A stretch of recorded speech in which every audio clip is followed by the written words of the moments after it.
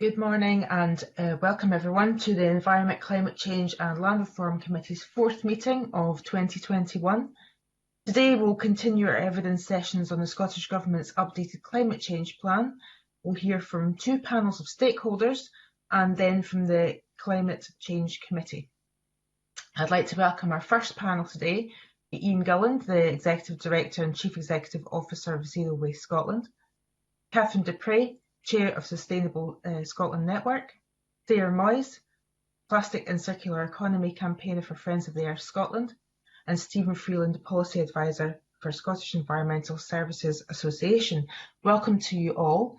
And obviously I want to concentrate our questions for yourselves on your views on the emissions reductions envelope in the draft plan.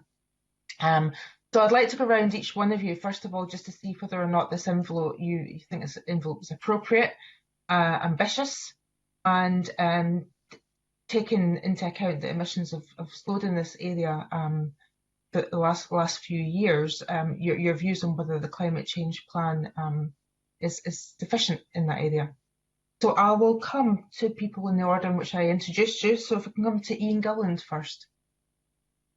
Yeah, hi. Thank you very much, convener, for the opportunity to speak today. So yeah, I accept that the emissions have possibly slowed over the last couple of years, but certainly in terms of the ambition, it is there. It is set out in the climate change update.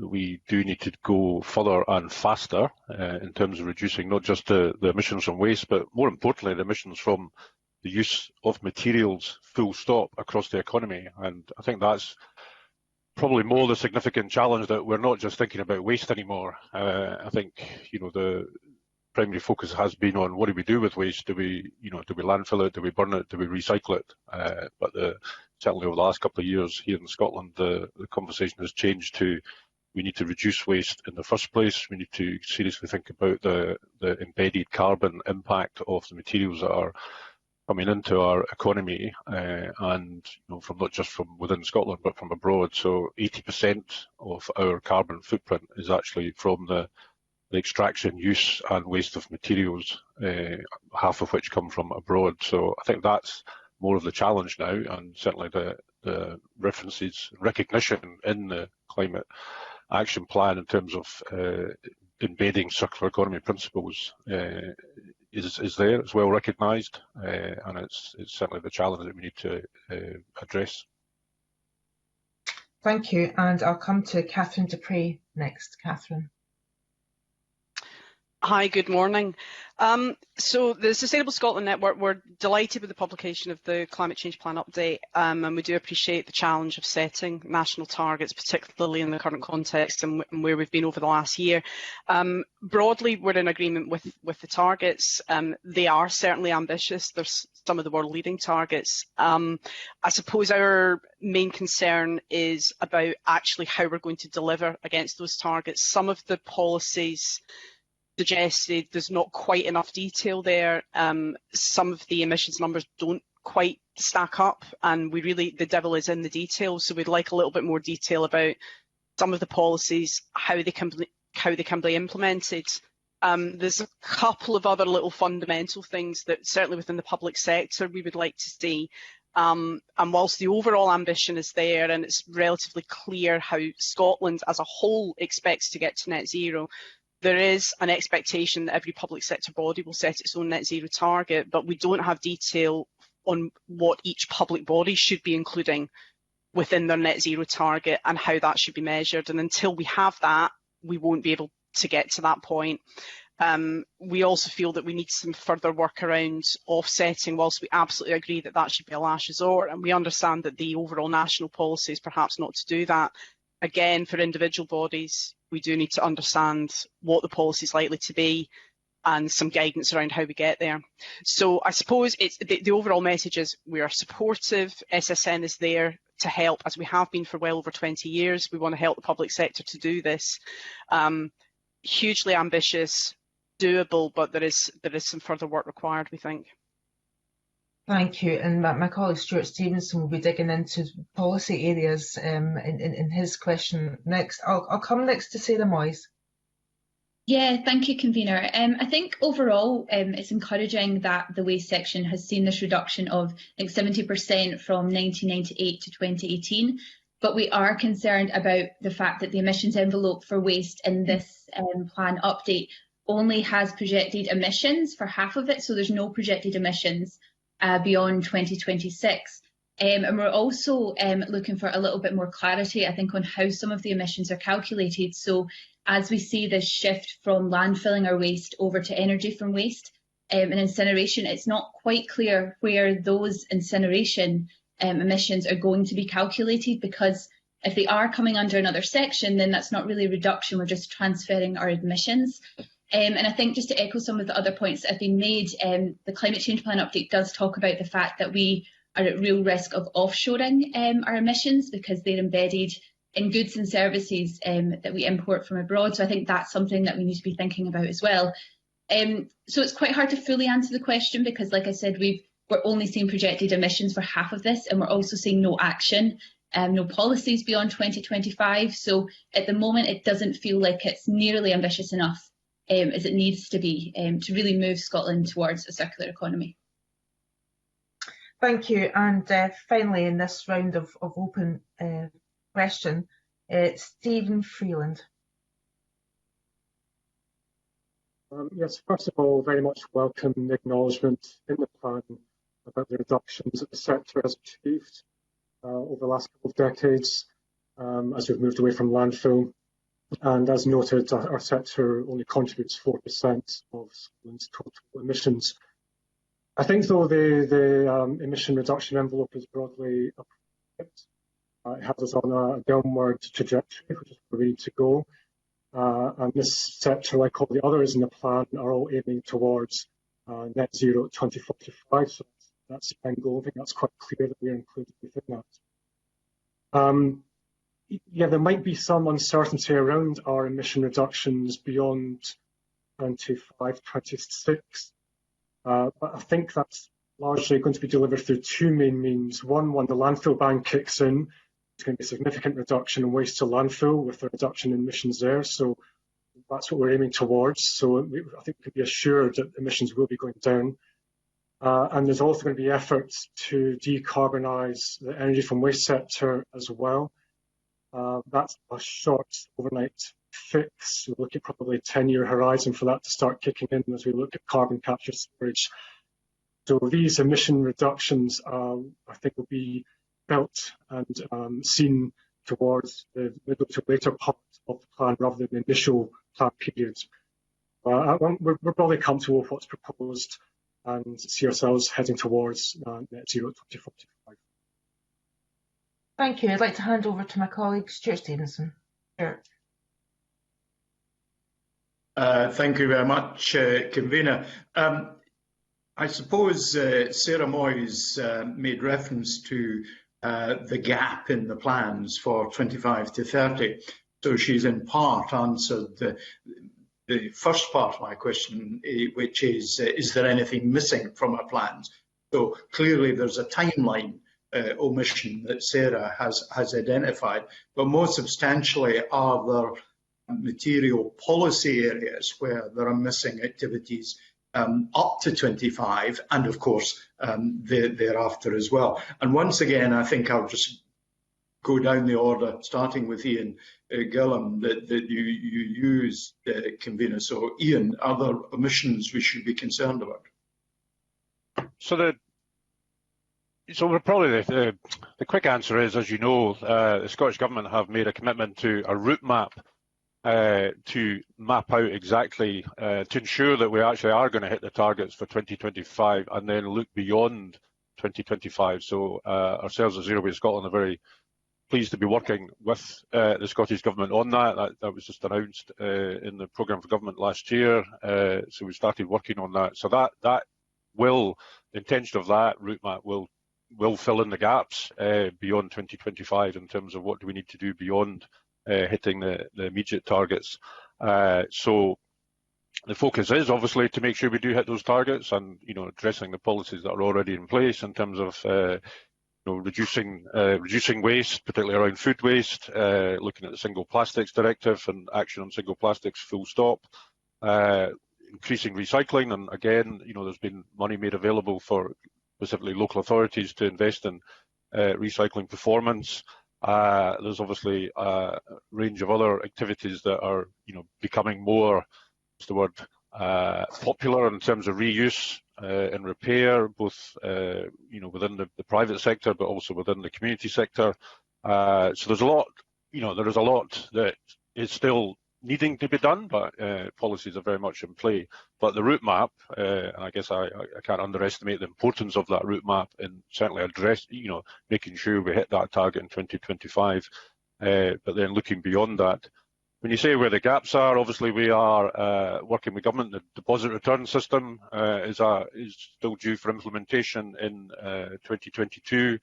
There's other work going on with UK level, looking at producer responsibility. Obviously, government colleagues and ourselves are involved in that, working with UK government, which again will stimulate greater, recycling and hopefully reuse performance as well. So there's a lot of things coming down the track. UK plastic tax, all of these things are in the near term, in the next 5 years. But as I said, the route map is probably the key piece of work which will set out, match the ambition which is clearly set out in the climate action plan. So that's, the route map is very much about filling those gaps. So we can expect a route map in the near future. Right, going on to Catherine Dupre from Sustainable Scotland. Basically the same question, where are the gaps? And in particular, does this 25 to 30 lacuna in the plans actually matter, or have we time to wait for the new map? I think from the public sector's perspective, that we need clarity sooner rather than later. Welcome that we're looking forward to seeing the route map, but what the public sector needs, what each public sector organisation needs and practitioners need, is absolute clarity on what they're doing, how they're doing it. That way they can put in the methods, the processes in place so that they can meet the relevant targets. Where there is ambiguity, that's where different public sector organisations will respond differently, and then you end up in a guddle. So we need, again, I said this at the start, we need some of the basics around how are we measuring our waste, how are we monitoring it, what are we measuring and monitoring, so that we've got those real basics in place, and then we can track progress properly. I think particularly in terms of waste and circular economy for the public sector, there needs to be some more work around procurement. I know that may get picked up later as well, but if you want us to use less, or if we want to support a circular economy, that needs to be built into how we procure. And at the moment, I don't think it's there enough, because we're still very much beholden around cost. And I think for all of the measures that we can put in as a local authority, or as the NHS, or as higher and further education, regardless of the public body that's there, it really is the individual behaviour change that's going to be key around waste. And I'm not sure there's been much in the plan to date about how we tackle that behaviour change. How do we we could provide all of the recycling facilities in the world. How do we ensure that people are using them and using them effectively? Now, if we can get that done, and if we can maybe do a bit more focus on that over the next few years, I think we'll see a huge difference.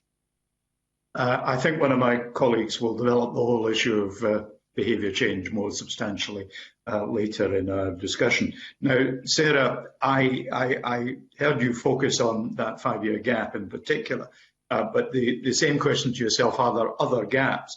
And let me just put one to you that I have in my mind, that if we are not really planning beyond 2025, and we need people with particular skills to address what happens thereafter, it sounds to me, if someone starts university today, they'll just be coming out in 24, 25.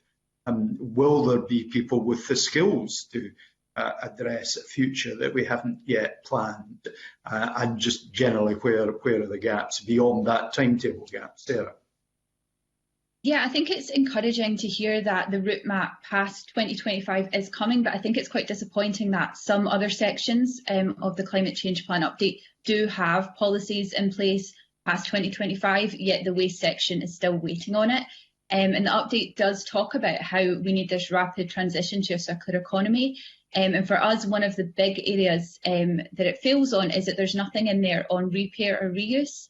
And both of those are fundamental for a circular economy. And just to touch on what you were talking about, almost being a skills gap, one of the figures that the plan update states is that for every 10,000 tonnes of waste, that's one job in incineration, but 296 jobs in repair and reuse. So it feels like there's a really big opportunity here to be having jobs in these areas that isn't being taken.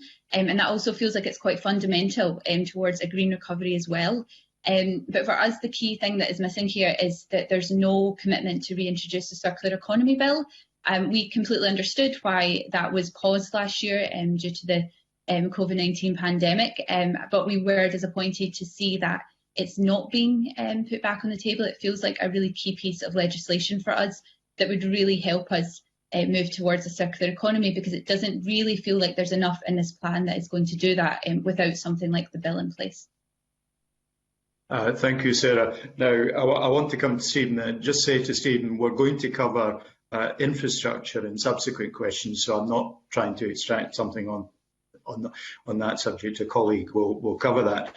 But again, I'm looking at the gaps. But I've a particular issue I might direct to you from the Environmental Services Association point of view, in that we've gone through a year promoted by the crisis of COVID, of rapid change in practice and policy in one area of public life.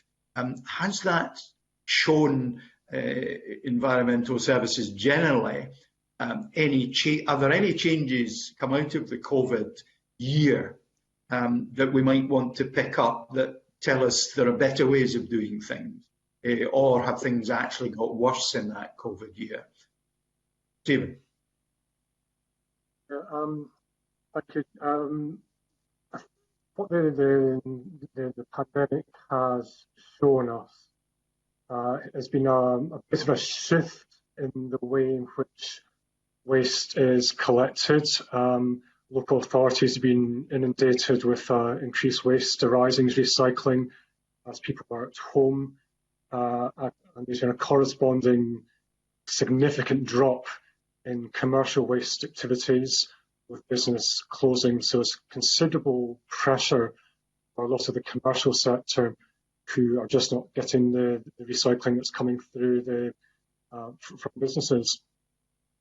So that's been a big concern for us, which is where I think what we're looking for the plan to really help address this for us is to, at the moment, it's a bit more of a piecemeal approach with different policies. All these policies that are in there will be very familiar to everyone within the sector, and they're all just sort of lumped together within the section.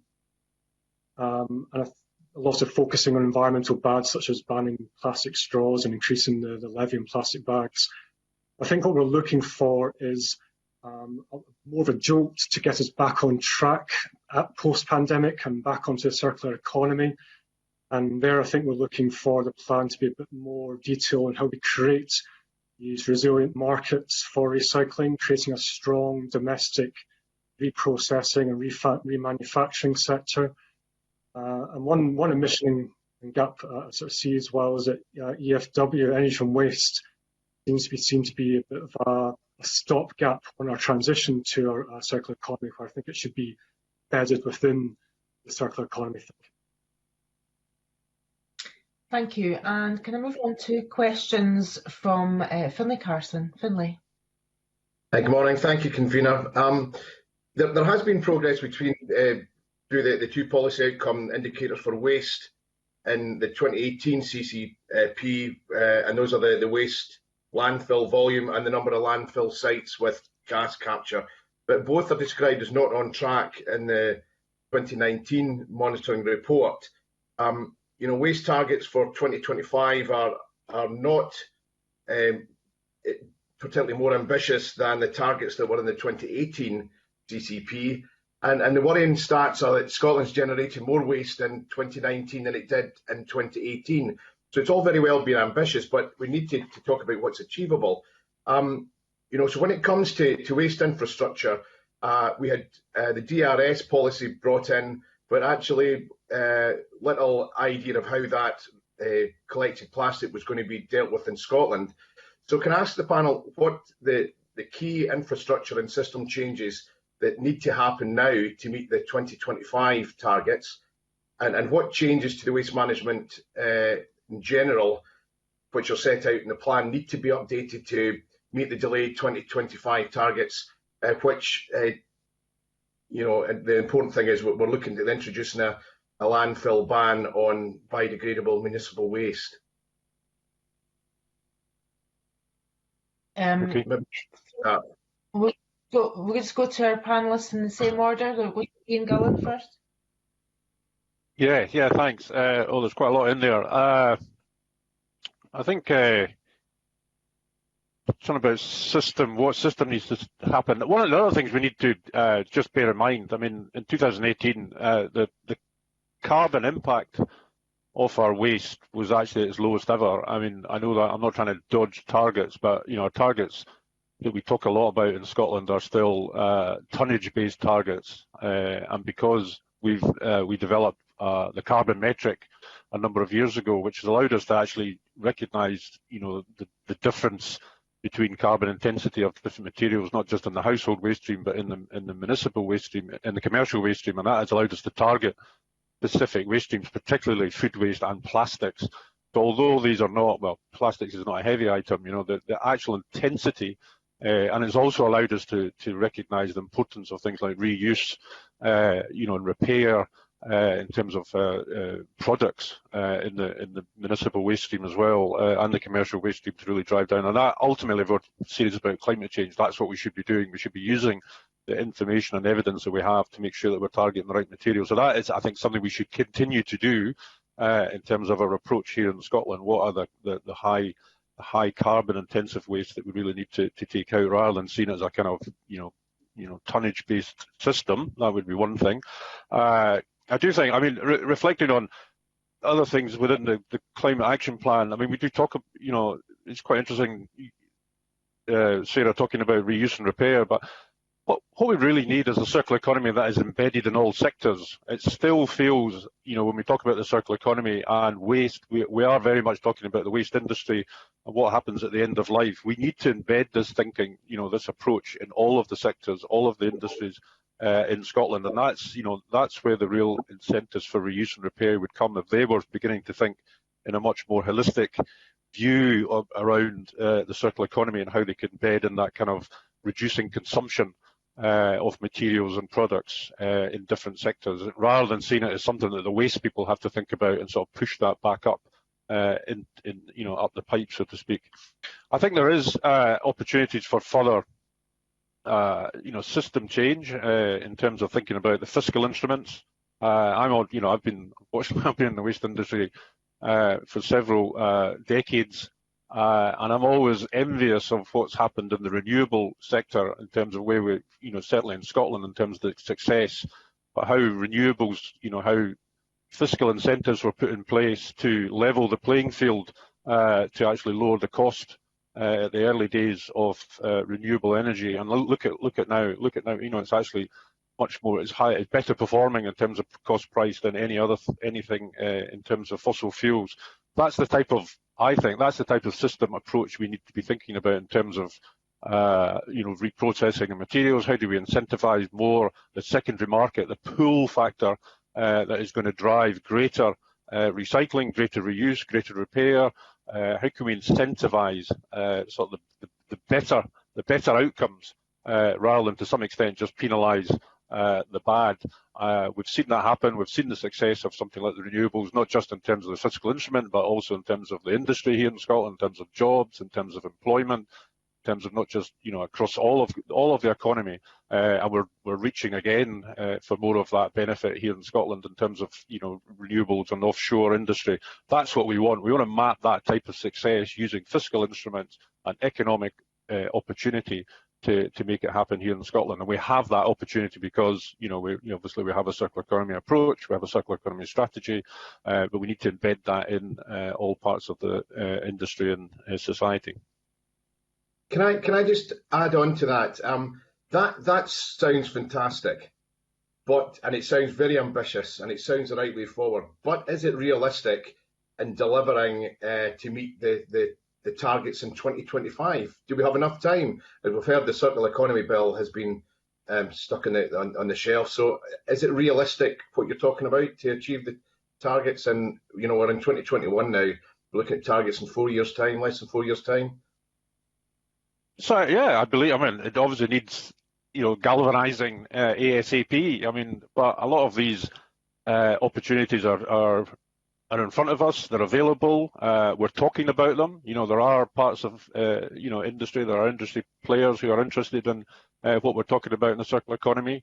I think there's an opportunity to galvanise the public sector as well. And you know, Catherine talked about that in terms of you know, they have access to the materials, whether that's in the household stream or through, you know, the commercial operations that they're involved in. We have the ability to shape what happens to those materials, both in terms of recycling, but also going back into procurement. We've talked about that, or we're about to talk about, you know, the opportunities around procurement. We can actually shape some of this, and we can shape this very quickly. So absolutely, I believe, you know, it's set out in terms of the ambition, in terms of policy frameworks that the Scottish Government have put in place. We need to just action it now, but it needs to be everybody involved. It can't be seen as, oh, it's the waste guys who have to deal with it at the end. It's up to them to do something clever or interesting with the waste. It has to be much more embedded upstream in terms of how we procure things, how we think about the systems approach, how we work together in a much more collaborative way. And clearly, you know, we need to challenge industry to come on board. Anybody else on the panel like to address that?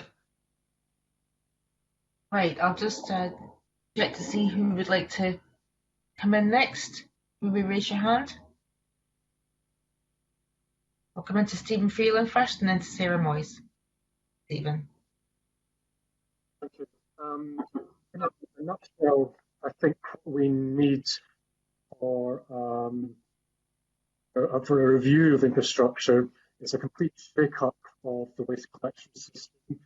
We've got 32 local authorities doing 32 different things, collecting material in different ways, presenting them to markets in different composition, different specification. There's greater scope for standardisation there. We need new sorting, new treatment infrastructure. If EPR is coming along, we're going to need to extract far more material out of the system than we are at the moment. At the back end, we've got markets demanding far higher quality of material coming away, so the system needs to be designed for that as well. And I think one of the speakers mentioned at the start that behaviour change is probably the hardest point of all this. It's all very well putting in place a system, but people need to put the right material in the right container. It's contamination, low quality material at the front end of the system that's making its way down and causing problems. The question I think was also asked, what needs to be done to meet the landfill ban in particular? I thought we'd address that quickly. Obviously, there's no getting away. Scotland missed the 2021 date, and we've now pushed back to 2025. I don't think we are any further forward than we were in 2021. I've not had any discussions with the Scottish Government or CPAB beyond 2019. I think that obviously the pandemic has got in the way, so there's no getting away from that. But I think these discussions need to accelerate quickly to get us back on track. The bottom line is, if we can't send it to landfill, there's this residual waste that cannot be recycled. The only option for that is to go to energy from waste that provides a more sustainable, low carbon option over landfill. Where the failing in the system has been, I think, has been around the public procurement process. We can't rely on the market just to deliver these facilities. We need So policy lead, we need leadership, we need positive signals to allow us to develop these facilities. And the crux of the problem has been around public procurement process, whereby the big city authorities have got the tonnages that have allowed the facilities to be built. But then for the other authorities, we've got a lot of authorities dotted around the place. The tonnages, the residual waste tonnages are dotted around. We need some means of aggregating these residual waste tonnages across a number of different authorities to come together to provide a more attractive prospect for an EFW solution. And that's the only way to get us out of our current situation and meet the 2025 landfill ban. Can I come to Sarah now? Yeah, I mean, just to echo some of the points that have already been said, I mean, we're definitely very concerned about the fact that this 2025 landfill ban has been delayed, because this should have been introduced last month. It should have come into place in January 2021. And what we're worried about is that, and I know we're going to come on to incineration later, but we are worried about the fact that this is going to lead to an increase in incineration. And what we're actually doing is just moving the waste from landfill sites to incineration, and we're not working on reducing the waste, which is one of the main things that we need to be doing here. And I mean, I guess I'm speaking on behalf of Friends of the Earth Scotland and not a local authority, so I don't have the most knowledge on what infrastructure is needed. But I think that we do need to be focusing on behaviour change as well. I mean, we also need to see more regular collections. That could be an increase in bins or an increase in the materials that could be collected. But yeah, it does rely very heavily on behaviour change as well, because we are needing, there is a lot of confusion still over like what people can recycle.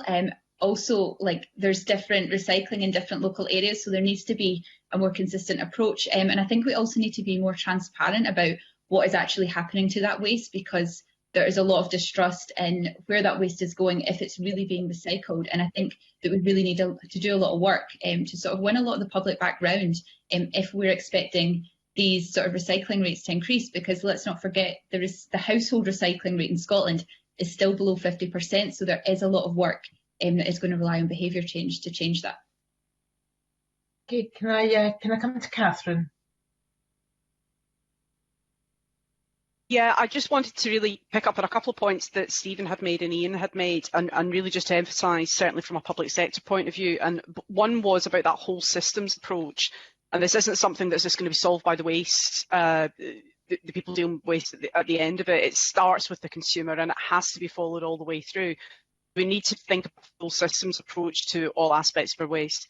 The other point was around collaboration, and Stephen's point about, yes, we absolutely have got to get our local authorities and our different public sector bodies, and I would argue some public and private collaboration as well with private sector organisations, so that we can start to look at place-based solutions around our waste better.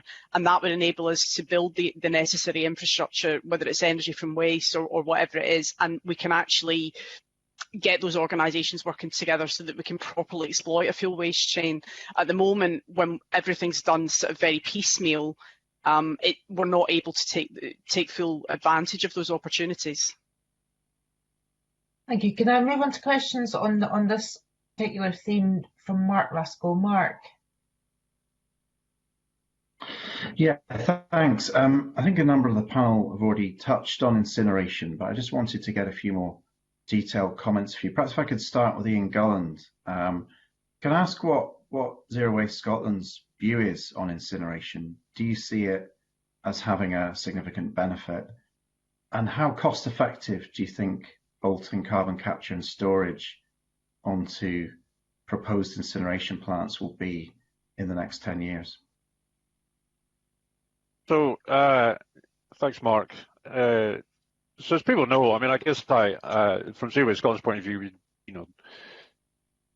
and I think Sarah touched upon it as well. I mean, shifting from landfill to incineration is not as beneficial to the environment as people would make out. I mean, I think that's, certainly in terms of carbon terms, that's something we need to think about. So certainly, yes, it reduces the emissions on the waste side of the modelling, but it then transfers those emissions to the energy side. And a recent report has stated that the difference between landfill and energy from waste it's not huge, in terms of carbon emissions. And that's something we need to think about, particularly when we now have a very significantly decarbonised electricity and energy grid here in Scotland. Energy from waste is now a bit of an outlier in terms of what we're doing. So that's something we need to think about. So that if we start to think about waste, yeah, ultimately we have to do something with our residual waste over a period of time while we reduce it. But if we're thinking now about climate change, then we need to start seriously asking questions about energy from waste and the role that it's going to play. I mean, in terms of carbon capture, I'm not an expert in carbon capture, but I obviously recognise that and you're going to have Chris Stark on later. That obviously the Climate Committee have set out that it does have a role to play, and it has a role to play in terms of energy from waste facilities. So, but it needs to be at some degree of scale to make that a reality, and we're not quite there yet. I mean, Stephen Freeland is probably in a better position to understand the kind of financial situation behind that, Mark. Because clearly there's going to be a cost. There's going to be a cost of carbon capture. So is that actually going to then increase the cost of incineration for what is basically the public sector? Because if that's the outlet for the public sector waste, that's going to increase. So I think there's the big challenge at the moment is if we just see the job of the landfill ban or the biodegradable landfill ban is all about shifting out of landfill into incineration, we're just going to lock ourselves into incineration. And when carbon capture comes along, that price is going to go significantly higher. So, ultimately we're locking ourselves out of recycling opportunities. We're locking ourselves out of opportunities around the circular economy, which is both going to be good for the planet, good for the environment, good for the economy in terms of jobs, good for social opportunities here in Scotland as well. We're locking ourselves out of that, and then we're going to lock ourselves into sort of possibly increased costs as well in the kind of medium to long term. This, we need to really start thinking seriously about this. Absolutely, if you think about it from a waste point of view, yes, there's a role for it. But it cannot be something that we are going to be wanting to sign up for any long period of time because of these challenges it's going to bring to us. So can I just push that question on then to Stephen Freeland? In terms of the economics of the major incineration energy from waste proposals that are currently being developed and going through the planning system in Scotland, is carbon capture and storage built into that economic case for each of those energy from waste plants? What figures are actually being put into these applications right now? We are very, very early days on carbon capture and storage. We're at literally at the point of just examining the feasibility of it. Two of our members are involved in this now, and others will be following. I believe Viridor have just joined the Carbon Capture Storage Association, which I think is the first EFW member within that association. And down in Teesside, you've got Suez, another company of ours that are looking to explore the feasibility of carbon capture storage within a cluster of industrial sites down in Teesside. So at the moment, it's very, very early days, but it's also very exciting, promising time. There's two ways to look at improving the performance of energy from waste. And I think energy from waste has to be our main focus if we want to be fully decarbonised. We need to have a lot of action on energy from waste. So to improve its efficiency, the key thing to do there is to maximise the heat offtake from it. A lot of these plants are electricity only because there aren't any heat outlets. But if you can get the heat outlets, export the heat that's produced along with the electricity, that increases the efficiency of the plant and the carbon benefit. We should also be looking at ways to maximise the recycling of the outputs from EFW, the ash, the incinerator bottom ash, and the metals as well. So these are two ways to do efficiency. But if we want to do decarbonisation of the energy from waste sector, that's a bit more long term, and the two main ways are carbon capture and storage. But the other ways to decarbonise the feedstock which is going into energy from waste in the first place. So that means getting out the fossil carbon from the feedstock, getting rid of the plastics, getting rid of the rubber, getting rid of the textiles. And our members Most of our members who are operating EFW are not solely EFW operators. They operate the broad spectrum, the broad portfolio of facilities. So it's in their interests to get plastic out, and there's a lot of companies doing ambitious plastic recycling programs, a couple of applications in the process as well at the moment, to get fossil carbon out of residual waste, whereas I think Ian mentioned there's better value in dealing with it as a recycling waste stream, and at the same time cleaning up the feedstock that's going into EFW. Okay, but no plans for CCS at the moment. Are there any brief comments from Sarah and Catherine on this? I know you've already put some comments forward. I don't know if there's anything else you want to follow up on briefly. Yeah, I mean, just to echo what Ian has said really as well, and we are, with the rise in incineration, we're locking ourselves into incineration and out of circular economy opportunities. And for us, we're both concerned with the risks of incineration, but more the increase of incineration across Scotland. Research that Friends of the Earth Scotland published in September last year showed that there was 6 new incinerators which are due to start operating within the next 2 to 3 years. And that alone will have the capacity to burn a further 1 million tonnes of waste in Scotland per year. And there's another 4 that are in the planning system. So we are concerned that local authorities are just switching from landfill to incineration. And it just means that, you know, what incentive is there for local authorities who have a new incinerator opening to work on reducing or work on increasing repair and reuse? There's nothing, because they have locked themselves into this contract to supply the incinerator with a set amount of waste for around sort of 20 years is the usual contract. So it just doesn't feel like this fits with our circular economy objectives. And just to touch on CCS as well, we heard, I think you heard in previous panel sessions, that there are a lot of concerns over the timescale of this being rolled out. It doesn't seem like this is going to be a feasible option for incinerators anytime soon. And by the time it is a feasible option, we should really be at the stage where we're not building any more incinerators anyway. Right. I'm not sure if Catherine wants to come in on that. If you do, raise your hand. If you don't, I'll move on to the next line of questioning. Catherine, yes. Just very quickly, I think, I mean, I'm not a waste and carbon capture expert, but just I think it picks up a little bit what Sarah said. These are end of pipe solutions, and really, if we're getting to the stage of incinerating, we've almost failed in what we should be doing in the first place, which is reducing, moving to a circular economy. Certainly from a public sector point of view, that's where we would rather be focusing our efforts. For our point of view, we want to do what we can to reduce the waste and once it's away, get it to where it's going and get it to the right place. Carbon capture and storage is still very much a new and emerging technology, and I don't think we've got a viable working example yet. So I think relying on it too much is a danger at the moment. Certainly from our point of view, we need to be focusing on the bits that we can impact right now, which is the front end of the process. But I am aware that I'm representing a lot of members here who haven't had their chance to say on waste. So what I can offer to the convener, I'll go back to our members and specifically the waste management officers within Scottish Government, within the public sector, and see if they've got any specific views on that and provide that as written evidence, if that's helpful. Yes, it's always helpful to get more evidence. So I'm going to move on to questions from Liz Smith. Liz. Thank you very much, convener. Good morning. I'm interested particularly in how you perceive some of the previous evidence sessions that we've been having, particularly when it comes to how consistent and coherent the approach is to a lot of the climate change plan.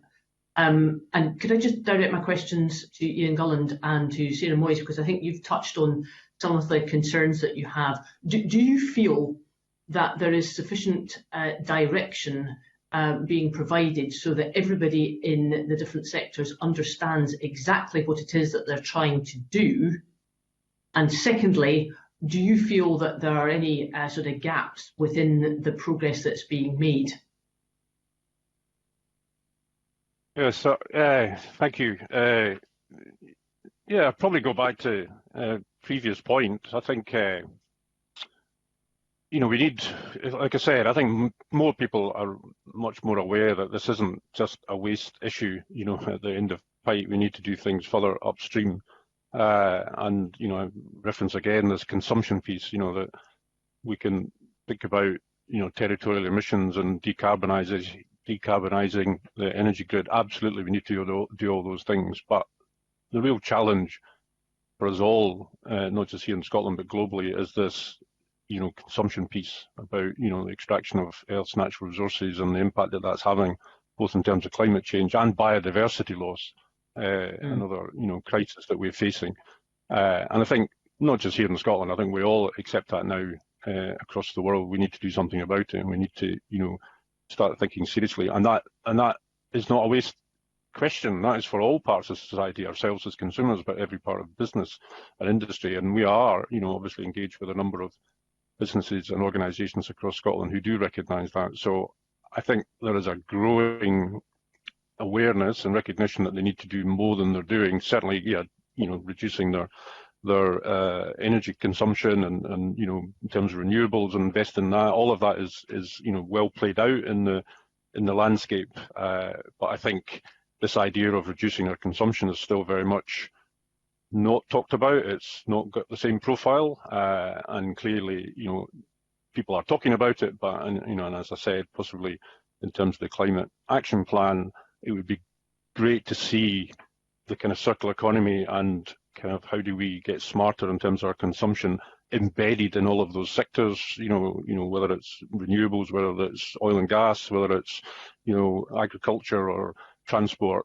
What are we using? What are materials? How are we deploying those materials? How are we thinking about different circular strategies to actually ensure that we're not, obviously we want a better infrastructure. We want, wind farms. We need them all of those things. But if we're using more and more materials, that are causing other demands, other climate demands, and other social and economic demands in other parts of the world, and that's not sustainable. So we need to address that, and I think there's a growing conversation globally around this. It's called the circular economy. Scotland is seen as a pioneer and a leader in the field, but we do need to get it embedded in all those sectors. So I think that's, and I've been at this, committee before. It's great to be able to share and talk and present to you here, but we need to be in all of the other committees as well, talking about this, talking about this challenge, but also a huge opportunity for us, not just, in terms of climate change and, the green recoveries we're talking about now in terms of new jobs and supply chains and more resilient supply chains and economic and social opportunities here in Scotland. But for us, we've led on renewables, Scotland has led on its climate ambitions. We can lead again on this idea of how do we actually reduce consumption or make smarter consumption choices, both as individuals and more collectively as a country that will actually be able to be replicated in other countries in the world. What an opportunity for us here in Scotland to do that. So that would be my ask is, how do we get into those other conversations with other parts of industry who are challenged by the net zero approach just as much as anybody else is, to get those conversations started. Okay, and can I just ask Ms Moyes, you put on the record earlier this morning that you're disappointed that a circular economy bill was put on the shelf and hasn't yet come back. Do you feel that that is a serious problem when it comes to providing greater consistency and understanding about what it is that we need to do across the sectors in order to deliver the targets that we're trying to reach? Yeah, I think, just to also echo what Ian said, I completely agree. We recognise circular economy is important, and Scotland was seen at one point as a bit of a pioneer with circular economy, and certainly the bill that you just mentioned, this was seen as one of the, circular economy. Other countries are working towards it, but we had a specific bill for this. But now we're in the situation where we don't have the bill anymore, and like I previously said, I did understand why this was shelved, but we don't have a bill. We have a plan that doesn't really embed circular economy principles across everything. So it feels like we're slipping away from that now. And circular economy, it's not just something that Scotland can solve on its own. This is a global issue. And the plan does state, and like I stated before, that we're at real risk of offshoring a significant, I think is the word that the plan update used, proportion of our emissions, but there's nothing in the plan to look at that. This isn't just a waste problem. This is something that does need to be embedded across the rest of the other sectors, or we're going to get to the situation where we manage to get in control of it under waste, but it's not going to have any effect because every other sector is not working to a circular economy approach. So I do think that the bill is vital, and it feels like a key piece of legislation that I hope is going to come back onto the table pretty soon. Thank you, Convener. Thank you. Thank you. And it's important to say that talk that as if the circular economy has been completely shelved. I mean, we have had a pandemic, and it was not taken forward because of the pandemic. And I think that looking across the political parties, there is a will. Every political party in the Scottish Parliament wants to see a circular economy bill. So I fully expect that it will come back on the table. So I'm going to move to questions from Claudia Beamish. Thank you very much, Convener, and good morning to everybody. We've touched already on how the draft plan should do more to move Scotland up the waste hierarchy, and we've sort of delved into the circular economy. But I wonder if I could come first to Ian with a specific question about if you think the plan reflects the recommendations of Zero Waste Scotland's decoupling advisory group, for example, in putting the circular economy at the heart of public sector, or also if you could explore with us something about supporting innovative business models, of which Zero Waste Scotland's highlighted a lot. Yeah, thank you, Claudia. I would probably reference just things I've said before. I think I do, I mean, in terms of the recommendations of the advisory group, I think there's recognition in there, recognition in the climate action plan around the circular economy, being, needing to be more embedded in across industry and society. There's obviously references in the climate action plan around the consumption emissions piece. So there's clearly, they've recognised what the advisory group has been saying, and there's obviously recognition that, as I said, in terms of policy in this space, we need to fill the gap, as you've said, between 2025 and 2030. So there's obviously acceptance in the climate action plan that we need longer term policy decisions and reforms. But I think where it does, and I think we've said that already, I think where there's probably, weakness to some extent is just how far that the plan embeds circular economy out with the waste sector into, where we're asking the different industries to think more proactively around circular economy principles and what they can do to reduce that. So I think that the ambition is there, the recognition is there, but I think we need, I think it goes back to the previous question about how do we get those industries to start seriously thinking, how do they report or how do they reference circular economy strategies in their net zero approaches. I mean, that's clearly what they're all being asked to do, but does it go far enough to embed circular strategies? So yeah, probably just referencing, that. I mean, I think, sorry, just, I haven't referenced the circular economy bill, absolutely. Clearly there is an opportunity for that to come back, and perhaps it will be more ambitious when it does come back. We've even since the pandemic, we've obviously learned a lot, and the climate action plan has come out. Also, in terms of systems, there's an opportunity within that bill to really think about some of those fiscal instruments I've talked about as well, and some of the system thinking, which I think is clearly set out in terms of that ambition is out in the climate action plan, that we need to start thinking more about how systems can be reorganised or realigned for these outcomes. So I think the circular economy bill gives us that chance to maybe just lift ourselves a little bit higher and think about systems approach. Could I just dig through the convener a little bit deeper into just picking one sector, the construction industry, for instance, so we can get a little bit on how an industry can push forward, and wondering about the use of materials in that sector, and also something about remanufacturing and the skills that are needed for that, and how to take that forward. So perhaps if I come to you, Ian, if you've got any further comments, and then if anyone through the convener would like to indicate if they'd like to answer. Yeah, and that's sort of the challenge with the construction industry. I mean, obviously the built environment is crucial. We're developing, and we're clearly the targets in a lot of buildings now around about the performance of those buildings in terms of climate change, in terms of operational carbon emissions. But we need to start thinking about the embedded carbon that is going into the materials that we're using, and that is, something that people are beginning to talk about. It's not got the same awareness, but even we go back to the public sector when we're building things. Are we asking those questions? What are the materials that we are using? So basically, the building itself, and I know there was lots of references in the budget last week around the reutilization of buildings as well, refurbishment of buildings. So do we need to build something new? Do we, first of all, do we refurbish something that we've already got, or reuse it?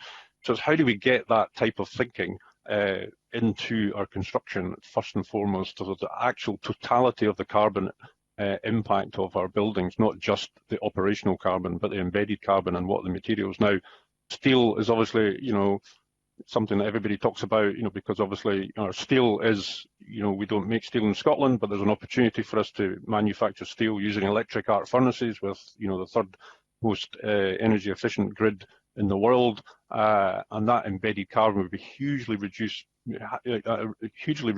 compared to us buying in steel from other parts of the world where there's a chance that it's been made from coal-fired furnaces. So that's the type of thinking that we need the construction and the built environment people and the commissioners and the designers to start thinking seriously about what are the material choices that they're making if they're building and refurbishing, and how do we use and facilitate the use of buildings in our communities and in our society. So how much more of are they being set targets? Are they are they getting help? Are they getting support? Is there toolkits that they can use? Is there demonstrator examples that they can look at and understand what the future would look like in terms of the built environment? So that's probably an example of how we could have seen that more embedded in those key sectors. And as you said, that would be given a kind of stronger focus for those sectors to not just address operational carbon, but as I said, embedded carbon. So I missed the second part of that question. Well,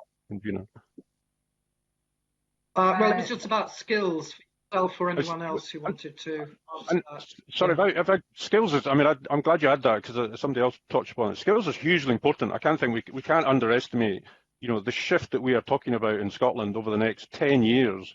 If we're going to hit our targets for 2030, the significant change in the way that we work, the way that we live is going to be so significant in terms of the businesses and how they're going to have to adapt. We really do need to seriously think about not just skills in terms of the green jobs, but all jobs in Scotland. How are they going to be different? Raising awareness, raising accessibility to understand how things like IT and digital, approaches can embed circular principles.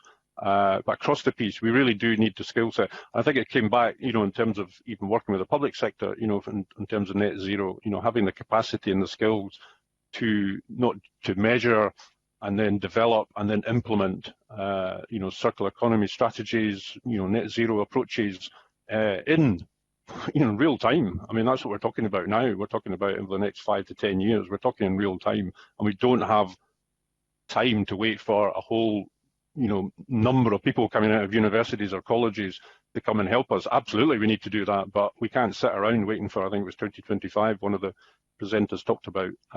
We need to start now. So embedding those skills and, providing support and education is absolutely crucial to this. Claudia, I'm going to bring in Catherine Dupre and then we'll have to move on to the next set of questions. We are rapidly running out of time. Catherine. Yeah, it was just to make a quick point about the construction sector, and certainly from a public sector point of view, there are huge opportunities within the construction sector to move the debate on to net zero, and with net zero and the circular economy. The new public sector, the net zero carbon public sector building standard, which will be out this year, which I was involved in along with a number of colleagues on a steering group, will take us some way towards that. That does include information in there on embodied carbon and choice of materials. I should explain that my role as chair of the Sustainable Scotland Network is an extra role. My main job is I'm head of energy and sustainability for the NHS of Scotland. We've recently developed an NHS Scotland Sustainable Design and Construction Guide, and that has got quite big impacts. It's got a big section on embodied carbon, so that we're looking at materials and also looking into should we be building new in the first place or refurbishment. I know colleagues in Scottish Water have been doing a huge amount of work in this area, so I think what we can start to do in the public sector is use our influence to start to move this debate forward. And if we can start to come up with some best practice examples of buildings where we've tackled embodied carbon and get that information out, I think that'll be the big opportunity. So there's lots of opportunities within the public sector to really drive construction forward, and particularly in the refurbishment. Coming out of the pandemic, there's going to be less need for new builds. There's going to be a lot of need. We're going to have a lot of empty space as we move towards different business models, and about how we utilise that space better and get and you know, that whole reuse thing will be really, really important. Thank you. I mean, we must move on. Finlay Carson's got a question around fiscal reform and any UK-wide measures. Finlay. Thank you. You know, we know that waste is generally a devolved area, but quite rightly, some areas of waste regulation have been pursued at UK level, you know, to support the really important UK internal market, and we need a consistent approach through that. And you know, the things like the UK-wide reformation of producer responsibility with regards to packaging, that done at a UK level is likely to return far more on investment. But Ian, you touched on it a little bit earlier about how important the fiscal incentives are. So can the panel refer to the fiscal incentives that are mentioned in the CCPU and ask whether those plans go far enough in relation to reform, and what are your views on what key fiscal reforms are needed?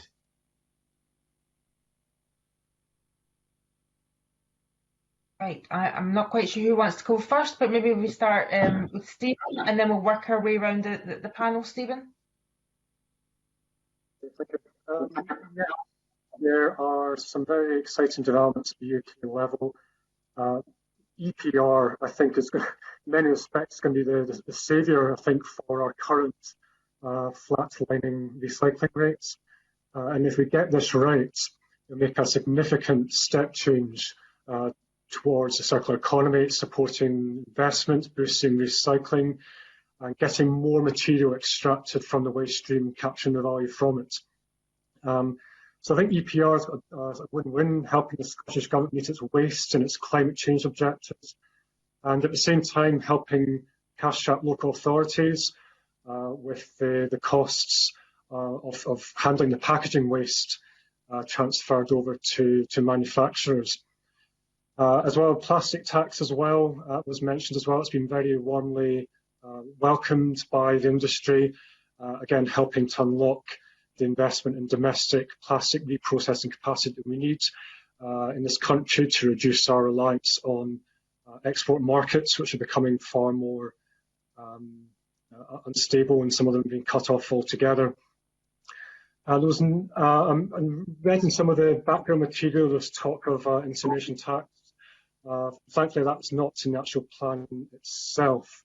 But I think we should be waiting for EPR reforms and the plastic tax to do the job first before we're starting to think about incineration tax. These are more sophisticated tools that we need to stimulate more recycling.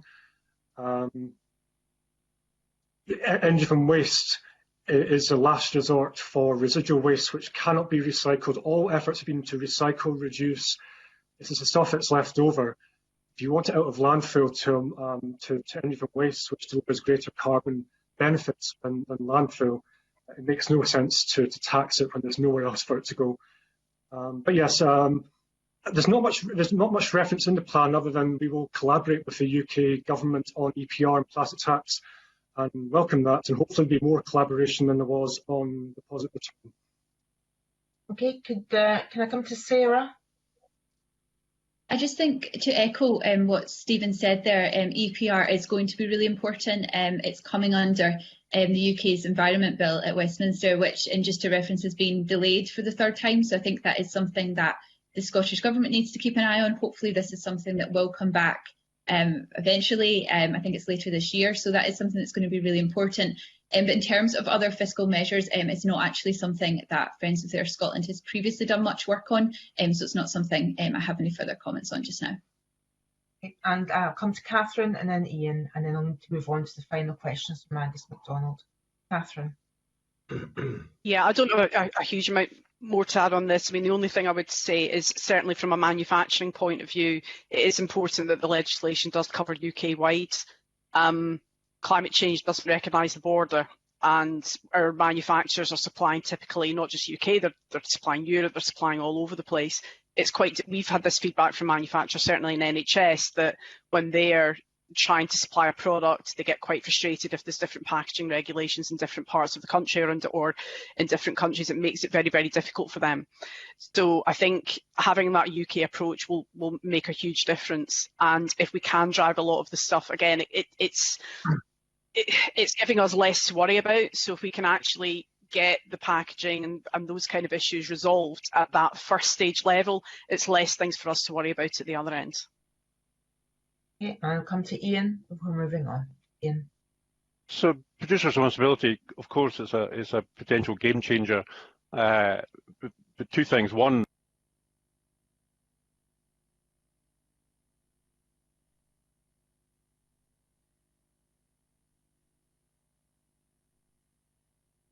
we need to go beyond just packaging. You know, there's obviously commitments at UK level and at Scottish level to look at other products and materials. But the other key thing is to make sure that we just don't look at this as how do we actually pay for the system? So who pays for it, whether it's public sector or private sector or producers? We need to change the system. So we need to make sure that producer responsibility is incentivising smarter design, it's incentivising better supply chain stewardship, it's rewarding producers potentially for good behaviour, not sort of penalising bad behaviour, and it also supports local economies. So it's not about just finding a way that we can drag all materials out of our communities, into some sort of higher urban areas. We're actually using those opportunities for reuse, repair or remanufacturing at a local level for our economies, not just here in Scotland, but across the UK. So it's really about how do we design that producer responsibility rather than just see it as a way of shifting the payment schedule. But there's clearly an opportunity, and again, the route map is a place for these ideas to come forward. What other fiscal instruments could we deploy here in Scotland? I mean, I've mentioned already potential of reprocessing credits to incentivise reprocessing the materials here in Scotland. We used to have a thing called recycling credits, which allowed a clearer playing field to incentivise particularly community recycling. Why don't we reintroduce them? There's been mentions in the past about reduction of VAT levels, VAT, particularly on reuse and repair, to incentivise those types of activities. So we make it more cost effective for us to get things repaired at a local level. Even talk about incineration tax, but actually we need some sort of disposal levy, because it's not about incineration versus landfill, as we've already said. We need to get away from this disposal culture. So we need to start seriously thinking about how do we incentivise, the circular economy rather than, incentivise disposal or create disposal routes that are easy and accessible for everyone. We need to make them more challenging. So there's a lot of opportunities, I think, to think about with fiscal instruments here in Scotland that could really make a difference. But yeah, EPR and the UK plastic tax and DRS clearly are already being discussed and will hopefully come forward in the near future. Okay, we've got some final questions from Angus MacDonald, who wants to dig into some of the issues raised around the public sector and procurement. Angus. Okay, thanks, Convener. I'm conscious of time, so I'll try and keep this as brief as possible. As you said, I'd like to turn to the public sector. The draft CCPU states that Scotland's public sector bodies have a strong leadership role in delivering the transition to net zero, and it commits at least £95 million to decarbonise public sector estate. And there are, of course, multiple commitments for action in the public sector across the plan. So if I could direct this to Catherine Dupre of SSN. Catherine, would you say the draft CCPU sets out a clear framework for action by public sector organisations, including what support will be provided? And are you aware of any concerns from public sector organisations about the capacity to deliver any of the commitments in the plan? Thanks. The plan certainly sets out the ambition, but we do have a number of concerns about some of the underlying policies, and the devil is in the details, as I said before. It doesn't go far enough at the moment, but it's more around the level of detail and the supporting policies that aren't really there. The drive is there from the public sector. It has been for a long time. So we've been supporting public sector organisations for over 20 years, and we've taken some public sector organisations are well down the line on this already, but some of the detail and what's come up isn't quite there yet. I mentioned right at the start, we need some fundamentals around actually what are we each doing as a public body. So how are we defining net zero in each of the public bodies, and how are we measuring it, and how are we reporting it? We already report under the public sector climate change duties reporting. That needs to be beefed up so that we're all reporting on the same things, and therefore we can directly measure and compare. I mentioned we still need a policy around carbon offsetting, because much as we can go as low as we can go, there will still be some unavoidable emissions. Again, if I take the NHS as an example, anaesthetic gases come under Scope 1. They're not going away. Do we need some guidance about how we deal with those? You mentioned about the 95 million. It's welcomed, but it's not good. It's a fraction of what we need. So there are about 20,000 buildings in the public sector in Scotland. So 95 million, that works out as less than £5,000 per building to fully decarbonise. So it's a fraction of what's needed. We need an awful lot more funding.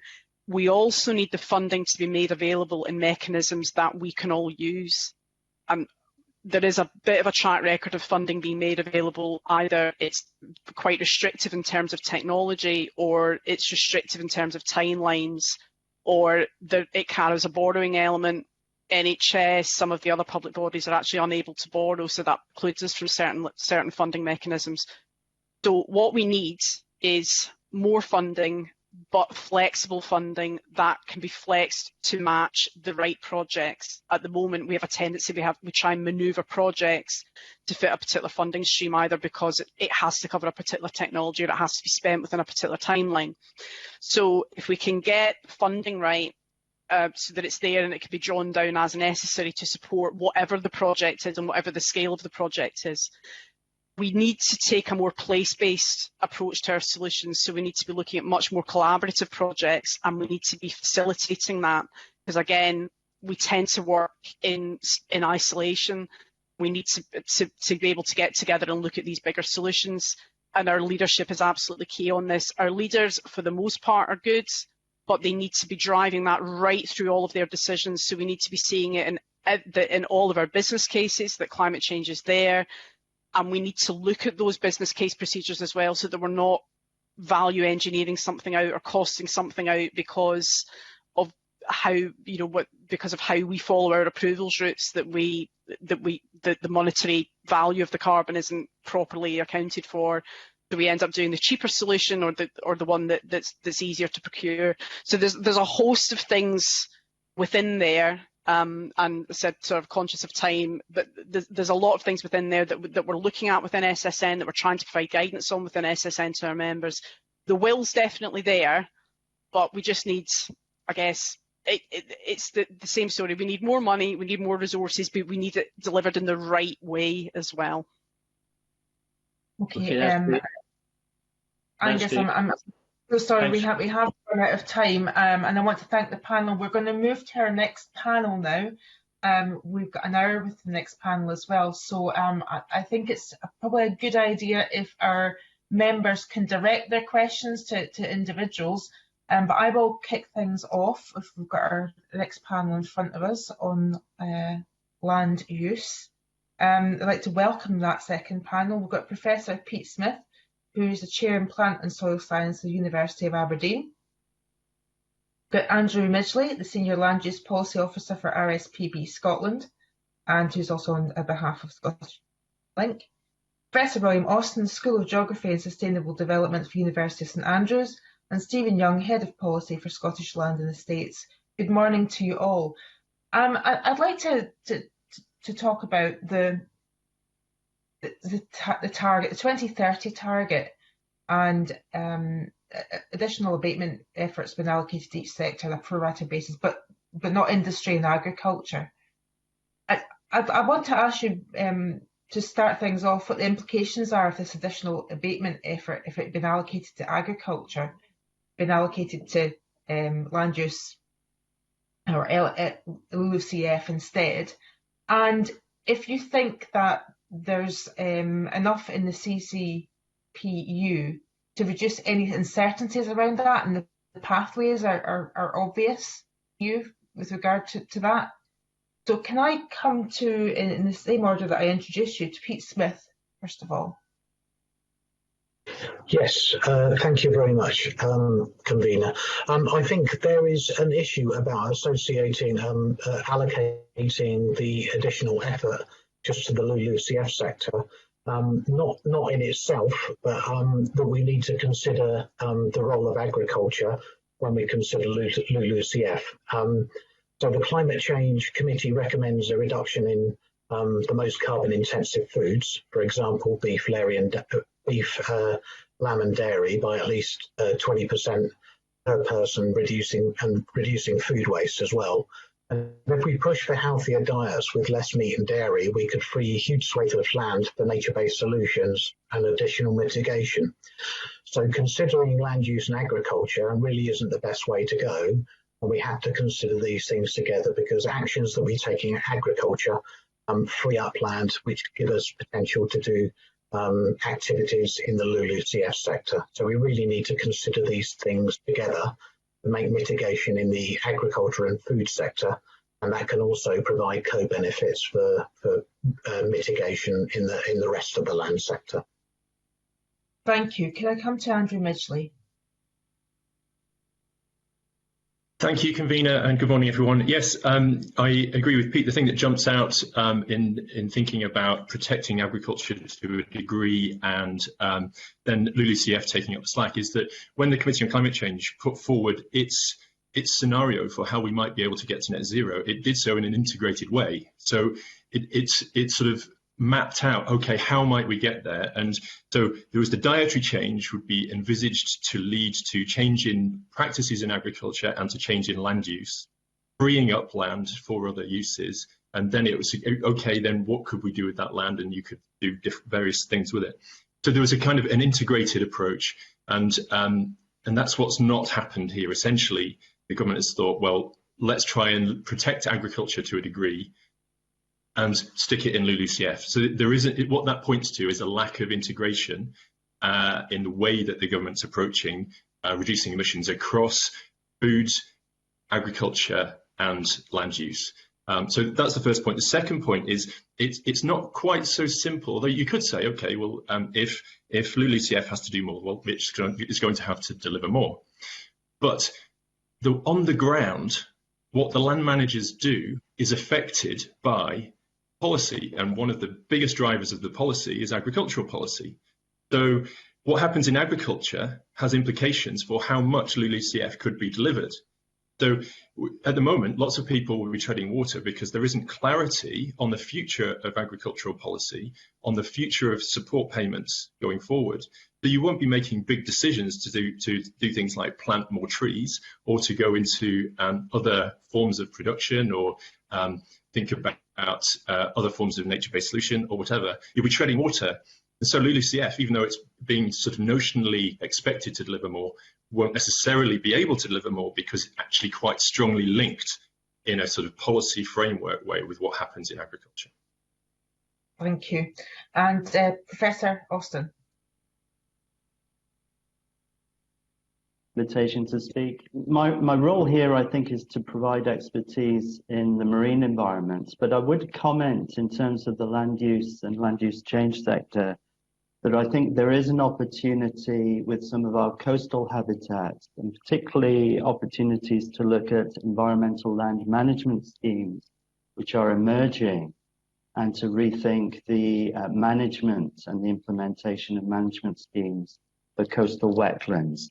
So I think that would intersect with my expertise. I would echo the comments of the two other experts this morning that nature-based solutions is a way forward for us. And of course, that's somewhat broader than the scope of the climate change update itself. Thank you. And Stephen Young.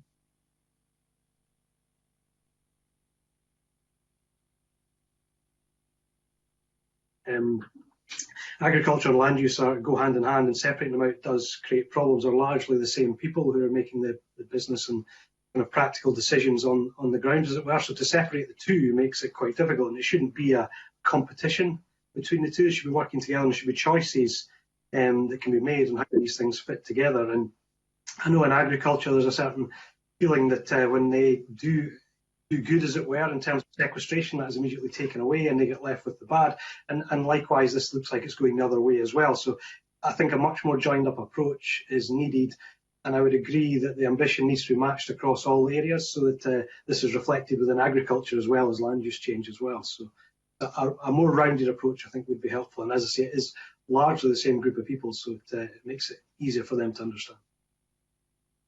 Well, a few of you have mentioned nature-based solutions. We're going to move on to questions from Finlay Carson and Claudia Beamish on that. Can I come to Finlay first? Thank you, Convener. First, I'd like to touch on peat specifically. The Scottish Government's commitment was to restore 20,000 hectares of peat, and we know over the last couple of years we've only managed to restore 6,500. So how can peatland restoration be further supported, and have we really got any chance of reaching the targets that the government have set, and the targets that ultimately much of the evidence that we get suggests we need to go much further? So are the policies and proposals for peatland that are going to deliver that missing? I'll ask that to Pete Smith.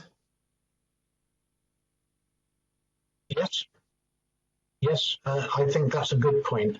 The main thing that's preventing us from restoring more peatland to greater areas is the lack of qualified people to undertake the re-wetting and the conservation of those peatland areas. So what we have to think about, and we can think about this in the context of a green recovery, can we train more people? I would say that we should be able to train more people as part of a green jobs-based recovery to fulfill this role. So there are relatively few contractors who are trained to do this.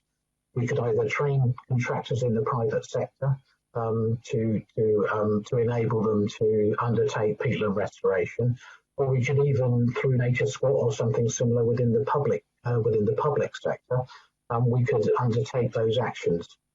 It's the personnel and the skills that we're lacking, rather than the area and the willingness to restore peatlands. So I think we could consider this in the context of a green recovery, train more people, build capacity in the sector to get people out on the land doing good, well-paid green jobs to restore those peatlands. And that would be a step in the right direction. Okay, thanks.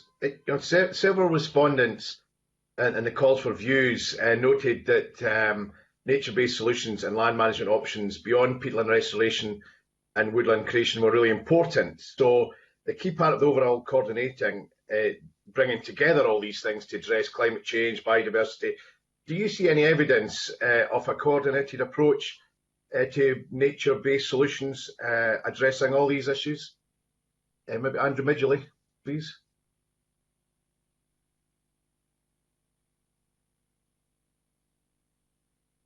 Thank you. If I could just go back to your previous question and just offer a couple of remarks in response to that. I think I took from what you said was that we haven't managed to do much to date, so is it really feasible that we can meet the targets? I would say we shouldn't necessarily think about the delivery to date as an indicator that we can't do stuff in the future, because actually we have to do much more in the future. So the question is, okay, what do we put in place in order to be able to do more? So, so is it realistic? Is it feasible? Yes, it's feasible. Is it realistic? Yes, but it's totally dependent on how much effort we put in. Is it sufficient? No. So actually what the government's proposing doesn't go any further. So when in the climate change plan, which was published in 2018, actually we've not really gone substantially further on peatland. The aspiration then was to restore 250,000 hectares by 2030. It's still in that ballpark. What's happened is that the money has been allocated. So although it's an update, we're not going further. But we're now putting in place a commitment to funding, which is great. But even so, we have still more than 1 million hectares of degraded peatland in some form. Now, it doesn't mean that it's all completely bare peat, but there is a very big problem that we're only scratching the surface of. So, well, we're going some way. We're making a good start, but we're not going far enough. So that makes your question even more difficult. Is it realistic? Well, the question is, well, yes, it depends how much effort we want to put into it. And I would say that actually this is a really important issue and we need to put the effort into it.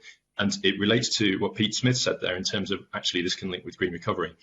In terms of how you support it, yes. So one of the issues there is around contractors, and it's the multi-annual contract.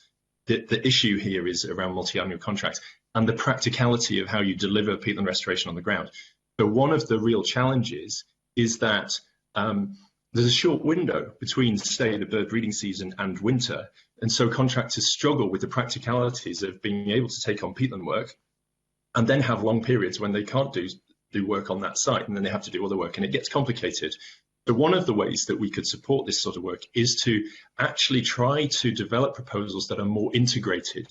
So, for example, if we have proposals that are landscape scale ecological restoration, that includes a suite of work which can be pieced together to enable people to deliver more, but it means that the work can be spaced around the year as well. So that might involve tree planting, it might involve fencing, it might involve river restoration, it might involve deer management and peatland restoration.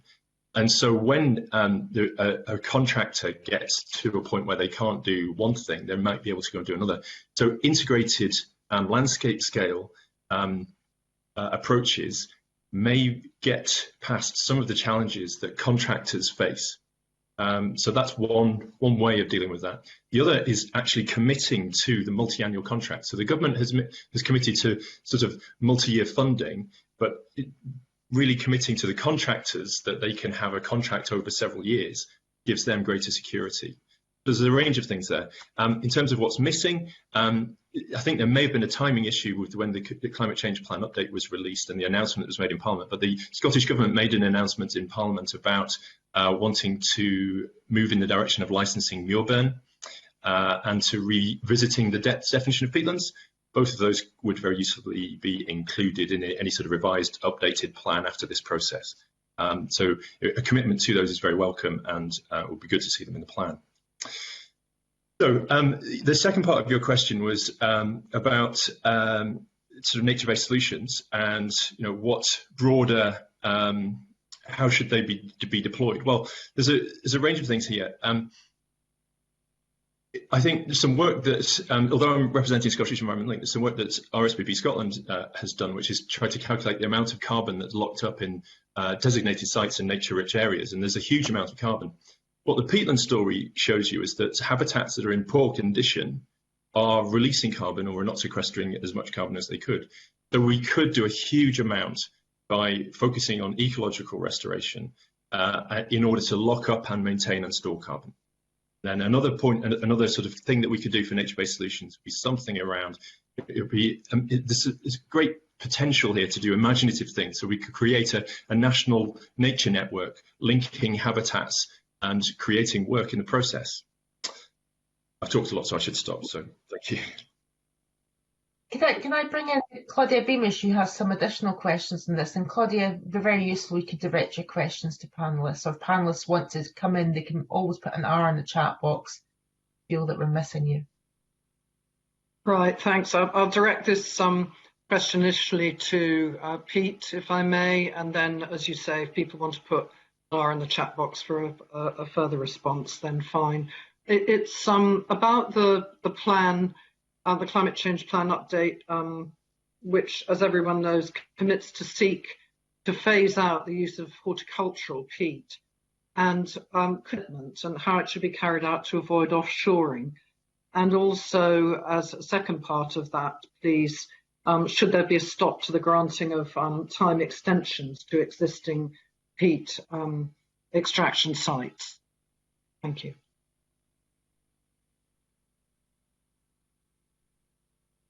In a word, yes, we should not grant any further extensions. Last year there were a number of extension requests that came up for peatland extraction for horticulture, most of which were declined, I believe, by the local authorities. But I think we should, as peatland extraction for horticulture is not compatible with our 2045 targets and net zero target. So we have to stop granting extensions. Most contractors put in place a restoration plan, which they submit with their planning application. So I think we should, as a country, we should be declining those requests for extension and insisting that the restoration plan is implemented immediately.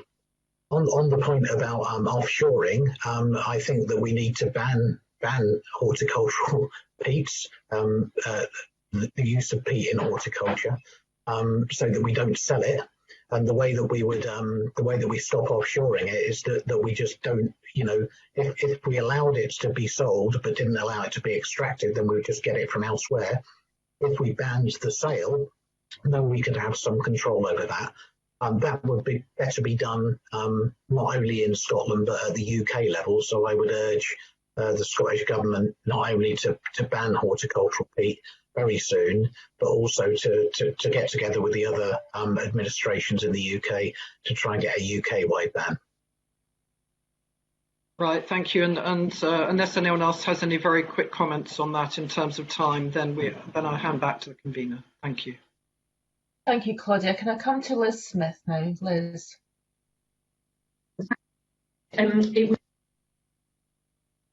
Some of the evidence that the RSPB put into our committee, saying, and I quote, that the land use strategy has a critical role to play, but it fails to appear because the Scottish Government has in itself failed to fully integrate that land use strategy into ways of working, which is then commented that that's a huge oversight. Could I just ask for some comment on that particular piece of evidence, just how significant you feel this is in terms of holding back the strategic use of land? It's probably for Andrew. Thank you. Yes, it is really significant. In the environment sector, we view the land use strategy as potentially incredibly important.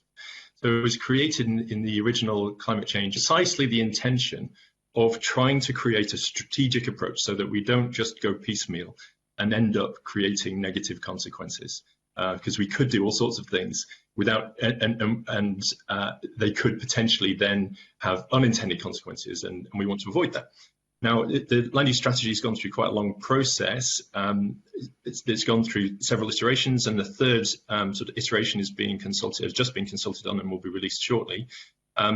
But it's not really been embedded in shaping or overarching government policy in a meaningful way. So the agriculture operates in its own sort of sector, if you like. Forestry operates in its own sector without necessarily referencing the land use strategy. What we don't have is a clear statement that actually much land use is unsustainable and that we need to be going in the direction of improving the sustainability of our land use.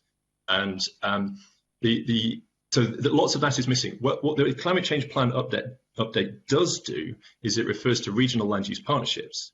Now, unfortunately, that is in itself not sufficient, because they could be a really useful innovation.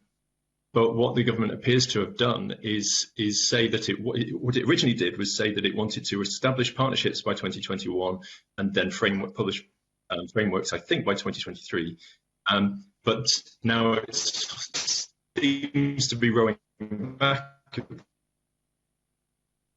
bit. So actually, we're going to create some pilot, and this stopped the job in terms of the agricultural policies moving forward, forestry policies moving forward, and then we're going to pilot these regional land use partnerships, and they're not necessarily going to inform those big decisions that then get made. And unfortunately, we know that the regional approach was already tested between 2013 and 2015 and evaluated. So we have some experience of doing regional land use frameworks. In fact, a draft framework was published in the Borders, but now we're sort of revisiting that, and we're going to do it. And that just seems like it's going to extend into the future when this process is going to become really meaningful and helpful. That's very helpful. Obviously, regional land partnerships have been very successful elsewhere because they've developed economies of scale and a consistency of thinking. And can I just be absolutely clear with what you're saying there, that you would like to see these rolled out on a universal basis in Scotland, because you believe that they can deliver that added value to the way that we do look at strategic management? Yes, we support regional land use partnerships, and they should be rolled out across Scotland everywhere, ideally all at once, so that the same benefits accrue to all areas, and that they can be part of the policy development process. If we go through just pilots to start with, then things become slightly out of sync. And you mentioned in your first answer about the fact that they're not enough on their own, these partnerships. Can you be very specific about what else you would like to see to improve strategic management of land? So I think what's really important is policy coherence. So there's very much a sort of sectoral approach at the moment. So the government is proposing to do some good things. It is proposing to bring in changes in agricultural practice. It's proposing to do peatland restoration and woodland creation. All those things, but they're very much standalone things at the moment. There are some crossovers, but not huge. So there's talk of agroforestry. There's talk of trying to get more farmers to get involved in peatland restoration, but they're quite sectoral. What would be really important is that we have a coherent rural policy that links all this together. And at the moment, we don't know what that looks like. There's a big sort of missing piece of the picture. Thank you very much. Thank you, convener. Stephen Young wanted to come in on your questions list, so I'll go to Stephen before I move on. You covered some of the points I was actually going to make, but it was really about the land use partnerships, and just to make a similar point that we seem to be kind of stalling at best with them at the moment. We have had some reasonably good pilots that have worked in the past, so we just need to crack on with that. If we can, our members are broadly supportive of them. We need to have the right tools to make everything happen. There was talk of setting up the pilots, but only looking at peatland and forestry. And while that's a big part of it, I think we need to have all the tools available so that everyone is taken at the same speed and everyone's taken together. And in agriculture, we've seen now the new individual sector groups are starting to be formed and report, but we need that to move forward. So we've got those recommendations there, and we can tie in again back to this tying in agriculture, forestry and peatlands together, having a single plan and strategy for the future. Thank you. I'll move on to questions now from Mark Ruskell.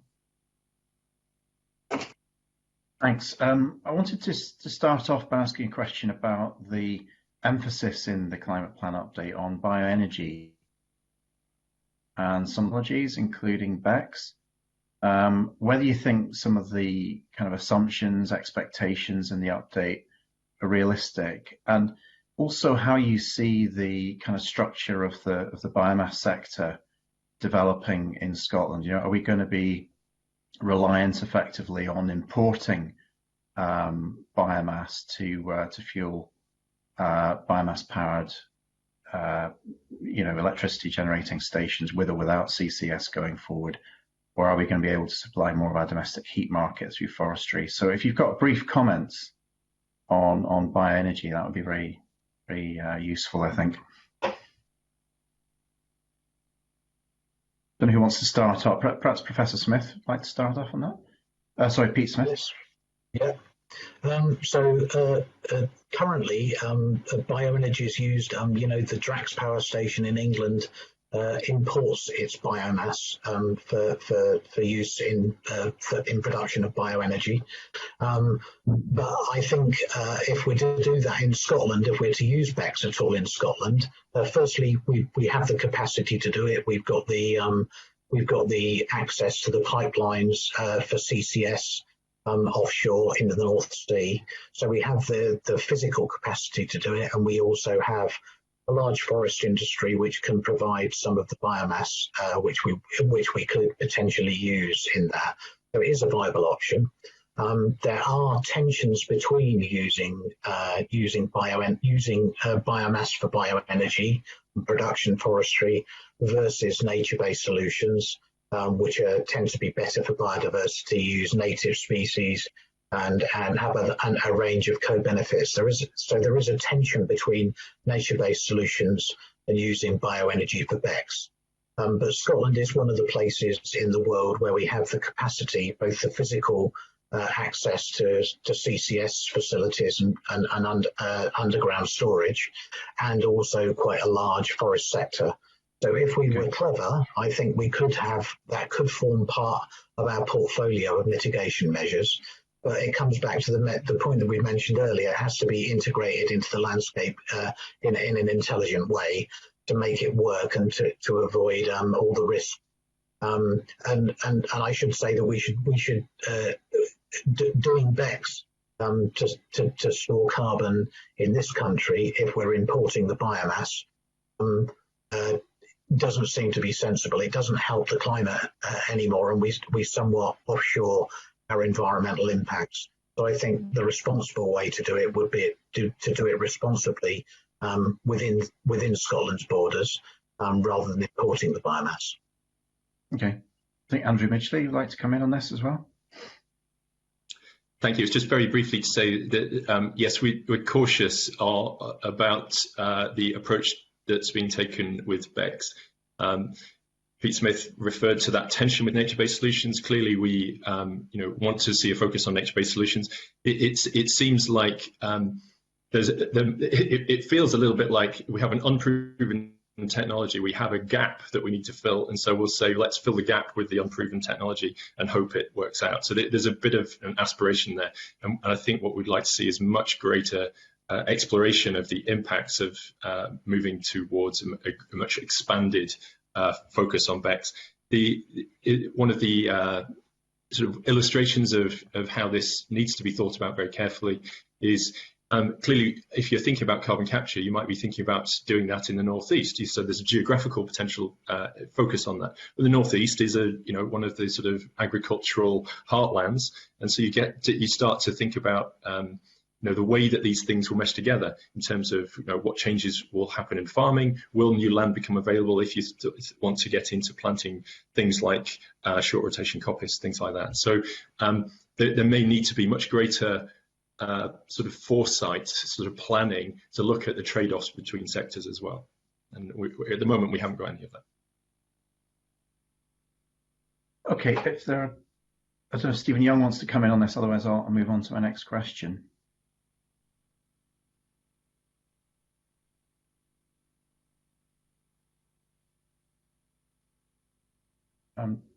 Stephen, do you want to? Yeah, can we unmute Stephen Young broadcasting? Thank you. I think most of the points I would make have been covered, and it's in terms of land use and the type of crops that are likely to be grown, what issues they will have in terms of bioenergy and what damage that could be quite soil damaging, some of them as well, but certainly offshoring the problem by importing.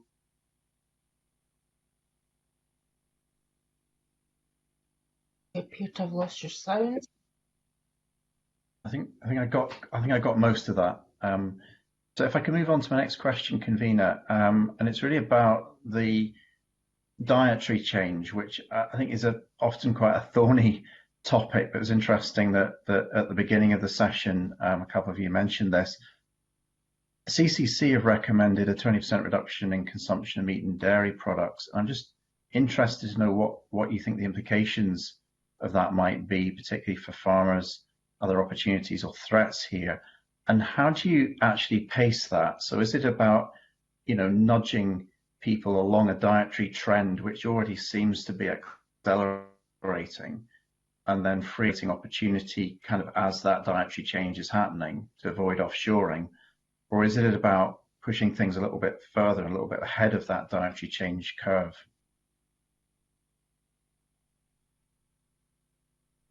I don't know who wants to go on that first. Andrew? We've got it. Yeah. Thank you. This is a thorny issue, and clearly there's what the Committee on Climate Change did was they approached this in an integrated way, and so it was looking at modelling a scenario that if you reduced meat consumption, then it would have an impact on farming practices and on land use, free up land for other things, and what impact does that have on emissions? Clearly, there's different things to be teased out. So the first one is, well, potentially, actually, you could probably free up a lot of land without it necessarily having to reduce agricultural output by 20%. It isn't necessarily an exact sort of match in terms of the impact on industry, because there's large areas of land which are managed very extensively, and so some change in diets, for example, land consumption may create the availability of more land sort of disproportionately. So there's different ways of approaching that. But clearly, if we go down the route where there is a big reduction in meat and dairy, then there is significant change. There's a challenge for the industry, and that's why it's really important to be honest with everyone about the change that's coming, potentially. Just transition actually applies equally to agriculture as to other sectors.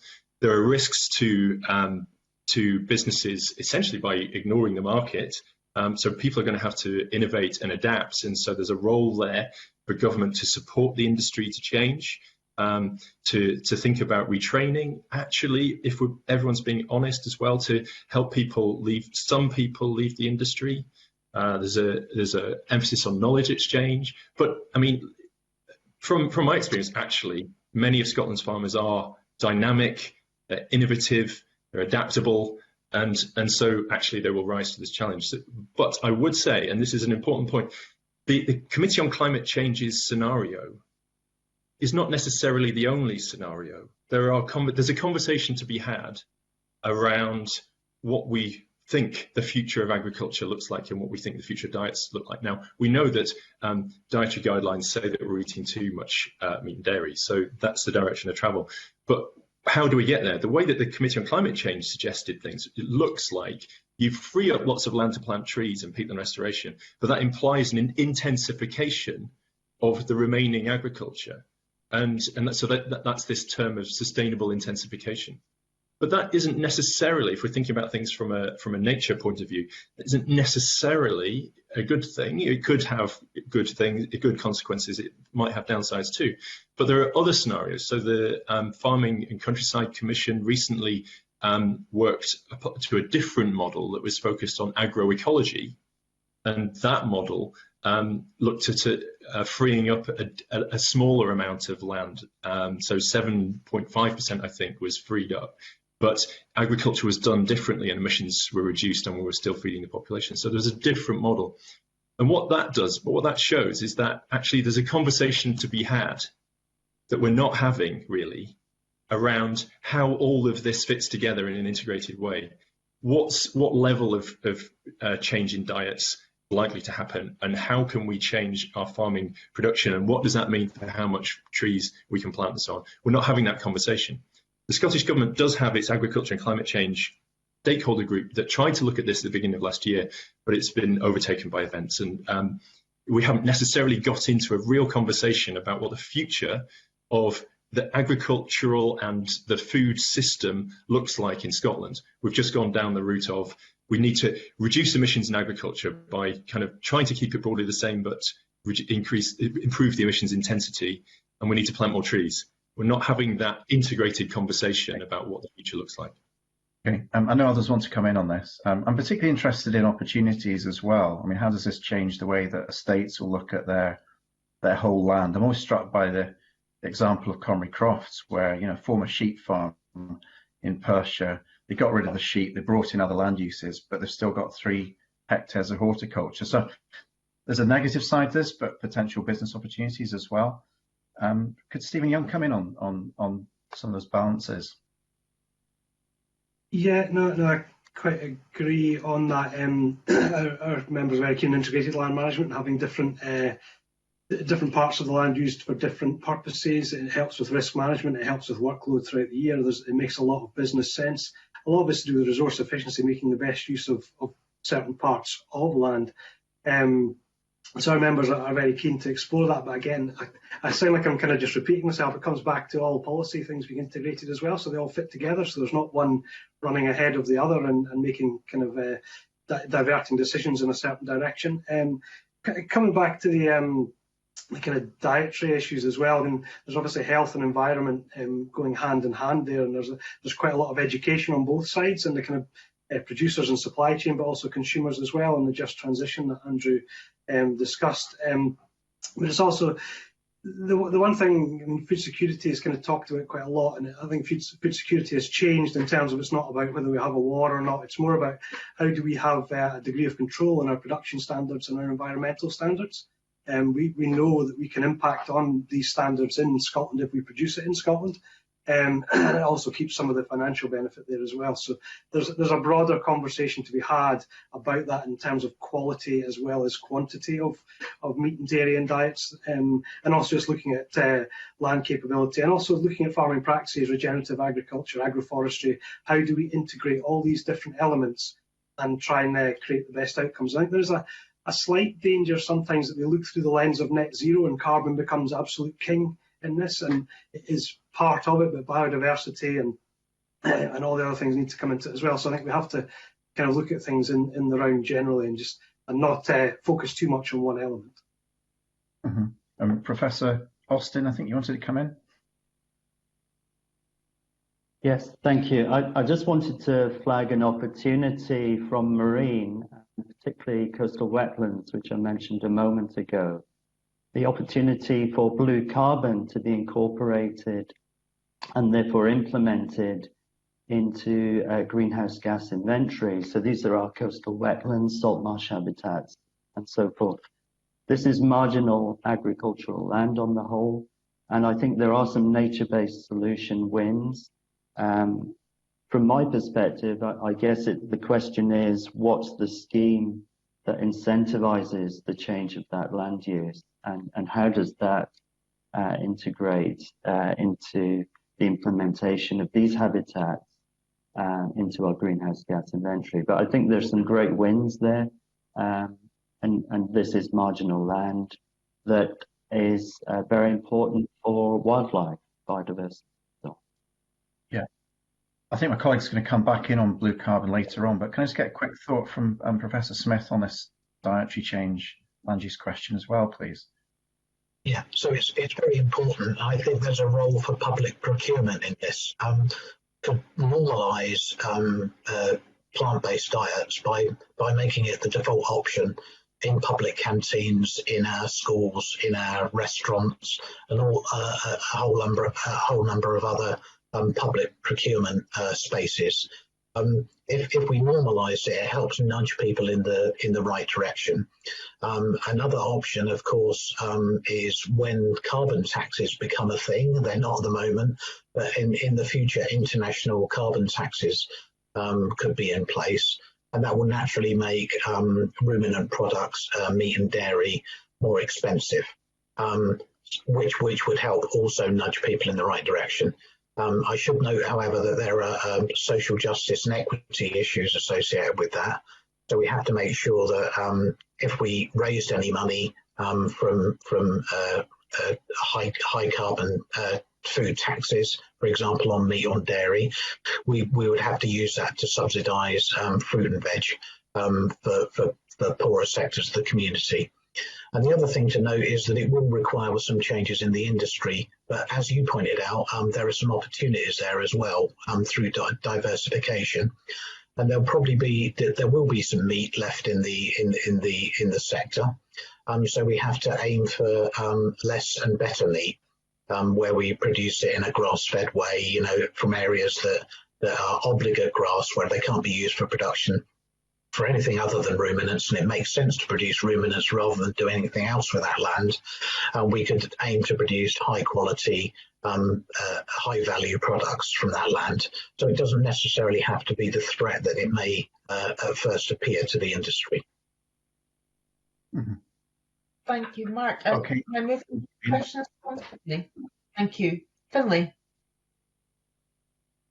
Thank you. I'm delighted that Professor Smith thinks there might be some meat left in the sector.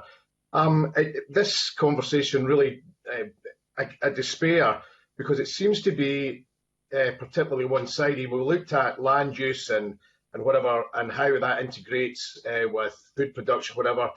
But I don't believe there's enough consideration given to what the land would be used for after livestock production, as we see in the UK, when 65% of the UK landmass is only good for growing grass. It's not good for growing vegetable-based diets. And also the worry that, given that meat production is not the same right through the world, and UK farmers are significantly better at producing red meat with lower environmental impacts, that we're looking at all these things in a silo. We're not balancing it up with the impact of land abandonment, would pose issues with biodiversity. And we also must take into account that agriculture only accounts for 5.5% of the country's greenhouse gas emissions. It seems utterly crazy that we're looking at reducing meat production and the levels that Professor Smith would suggest, and particularly given that farmers already committed to net zero agriculture by 2040, which is 10 years before the whole country looks at net zero. So I'm concerned about the risks of trying to encourage people to reduce dairy and meat in their diets, because I think the investment in that will not return on what's needed. The vast majority of people in the UK like to have meat and dairy in their diets. So we would not be better at supporting farmers to go that little bit further. Yeah, Finlay, who are you addressing this to, and have you got a question for our panellists? Yeah, Professor Smith, is this argument really balanced, and are we looking at the impact of reducing meat production in this country and the chances of offshoring it and the impacts on biodiversity, whatever, and soil improvement that we know that grazing brings to the UK? Yeah, so agriculture actually contributes about a quarter of our greenhouse gases. I'll just put that figure out there because I think you said a lower number. So it actually produces about a quarter of our greenhouse gases, so it does need addressing. We know that globally, global studies have shown us that if we continue to eat meat-intensive diets as we do, and as are projected to increase, we will surpass the 1.5 degree limit through diet alone. Even if we reduced all of our emissions in all other sectors to zero, our current diets would push us beyond the 1.5 degree limit. So we have a responsibility as global citizens to reduce our meat intake.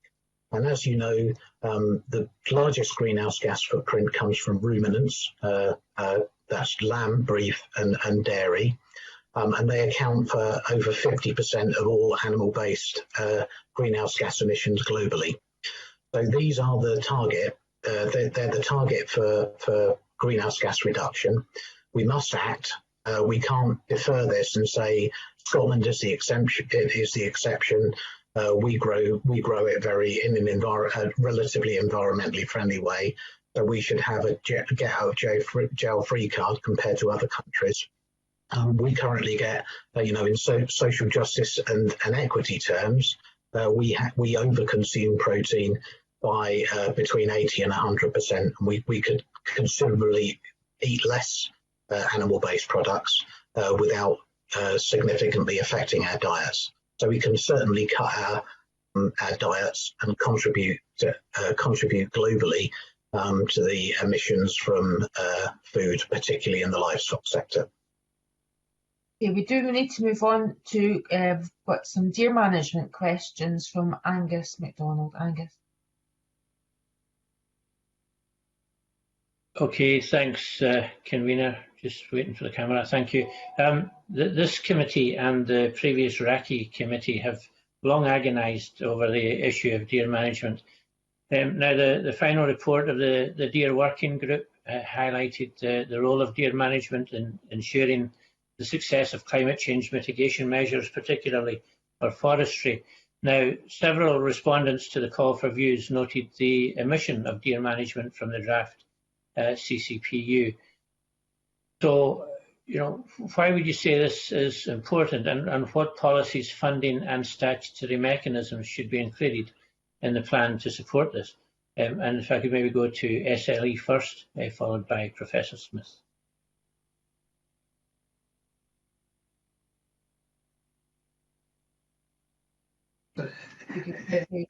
In this update, I think it's quite a tricky one in terms of timing, because we haven't had an official government response to the Deer Working Group report yet, and there's some quite contentious issues within that report in terms of it does cut across some of the recommendations made by Nature Scotland in 2019 when they were assessing deer management in Scotland. So I think there's I think it's quite tricky just in terms of timing at the moment, because it's not ready really to have that included in here. There may well be a role for it in the future, but also the work of the deer management groups does a lot of good work to highlight kind of peatland restoration and forestry areas which can be planted. So I think there's a huge role for them in the future going forward as well. So I would expect that to come into this later on, but I think it's probably just a timing issue at the moment.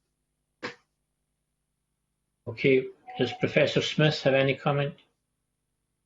Not really. We know that controlling deer is important for allowing native forests to get away when they're planted. So there needs to be some form of deer control, but I don't really have any specific expertise to comment on this any further.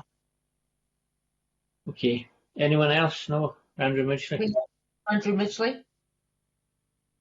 Thank you. Just briefly to say that we think that deer management should be included in the plan and in the update. Clearly, it has the most immediate impact on woodland creation and peatland restoration. And yes, there is timing to do with responding to the Deer Working Group. But one of the things that could be included, for example, is that I think in the Forestry Act establishment of a duty on public bodies to deliver sustainable forest management.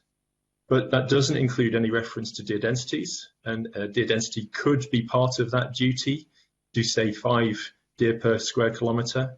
And what that would do is allow woodland expansion through natural regeneration, potentially cheaper option for delivering the sort of scale of change that we want to see, and a big sort of win for nature-based solutions.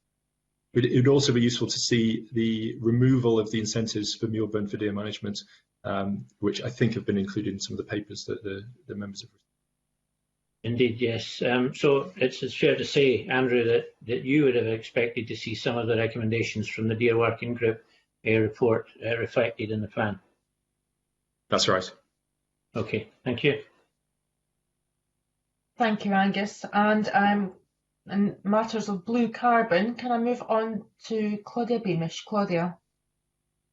Thank you very much, Convener. And if I could come to you, please, Professor Austin, on this. And just to highlight, of course, you've already raised today the important issue of marginal land. And I wanted to highlight that current emission statistics, just for the record, do not account for carbon sequestration or potential emissions from marine or coastal habitats such as salt marsh and kelp forests or mealbeds, so-called blue carbon ecosystems. So given that the emerging evidence base, which is becoming increasingly robust, updated plan includes specific policies and proposals to protect our blue carbon stores, and if so, what should those be? And then I'll go on to another short question. Thank you, Claudia. Thanks for the opportunity to speak to this. Yes, I agree with you. I think there are opportunities within a climate change plan. We had those in 2018 in terms of the broad incorporation of blue carbon. The update is non-specific. But I think there are two habitats that fit the international frameworks for the implementation of greenhouse gas inventories from those habitats. As you've said, salt marshes would be one of those. Their distribution is well understood. They are critically threatened habitats globally. They're probably the most threatened habitat on the planet. They're particularly vulnerable to sea level rise, and of course the impact of climate change is driving sea level rise. So we need to think about how we manage these habitats as sea level rises. So I think one opportunity for us is to move forward towards the implementation of the salt marsh habitat in particular into UK greenhouse gas inventories. But I think, as you know, this is a matter for UK government and BEIS. And so the question is, how quickly can Scottish Government move forward with this? We've certainly been working with Marine Scotland, Nature Scotland, to develop our understanding of the habitats and the stocks. So I would say we're very close to being able to do this, and that this would be a very good thing to raise ambition in the plan. Thank you. That's a helpful amount of detail on that. And could I ask you, given that typically only a small portion of research is publicly funded, does the level of commitment by Scottish Government to research do enough to give confidence to the private sector to invest in blue carbon research, especially when contrasted with what is being invested in peatland restoration, which is, I believe, 250 million over 10 years? Well, we're very hopeful in the sector that I sit in for, future funding for this area. It's a relatively new area. It's an area that's accelerating quite rapidly in terms of our knowledge and evidence base. I think the opportunities probably lie in government implementing some of these inventories and signalling in a policy context the opportunity for environmental land management schemes, for example, where we might assist with the sort of verified carbon standards approach that could attract funding to implement some of these management schemes that we need to see. Some of these schemes are going to be large scale and will be expensive, and so we need I think some additional support for this work at the moment.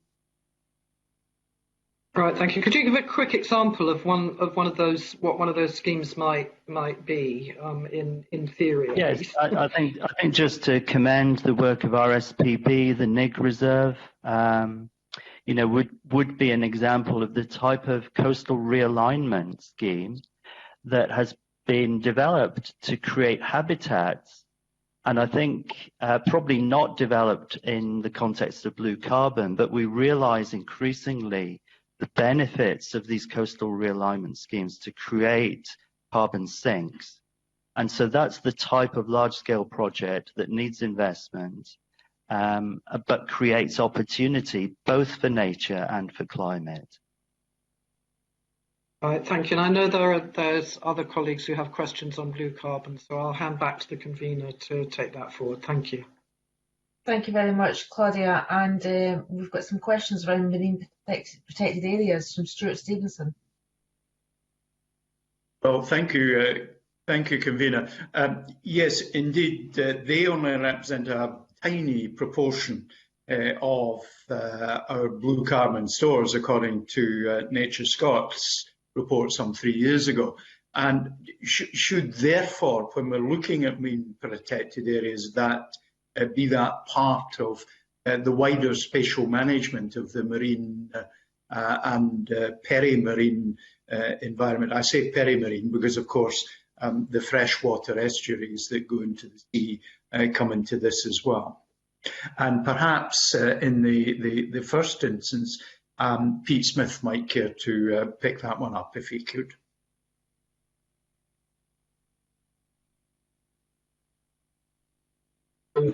Yes, I think Bill is really the expert on this, but the marine protected areas and the estuaries have a really important role to play as one of the underrepresented nature-based solutions. So we hear a lot about forests and peatlands, as you know, but our coastal ecosystems and our marine ecosystems are very understudied, and we think there's large potential there for climate mitigation and adaptation, as Bill has just said, which we could be realising. Research is a little more immature in this area, so we need to understand more about the systems, and we also need to include them in the inventory. They're not very well represented in our current greenhouse gas inventory, and to be able to claim the benefits from climate mitigation actions, we need to be able to show how much greenhouse gas emissions are reduced or carbon sinks are increased. So that's another aspect that we need to do. We have to implement them in the national inventories over the next few years. Right, thank you for that. And you're pointing me at Bill Austin, which is fair. And of course, being at the University of St Andrews, he's on the doorstep of Tentsmuir Forest and perhaps round the corner and up the Tay Mugdrum Island, which is, I think, the last commercial reed bed for thatching, both of which. Professor Austin, if you could comment on this issue and expand our knowledge, and you won't have to try very hard to do that. Okay, thank you, Stuart, and also thanks to Pete. That was a very positive endorsement for blue carbon opportunities. What I would say, first of all, on the marine protected areas is that we do have in Scotland the National Marine Plan forthcoming. And I think within that plan, we need to do more for a wider zoning of the sensitivities of our seabed in particular. So I think, this needs to include a fresh look at the way that we manage our fisheries. So I would certainly say that to begin with.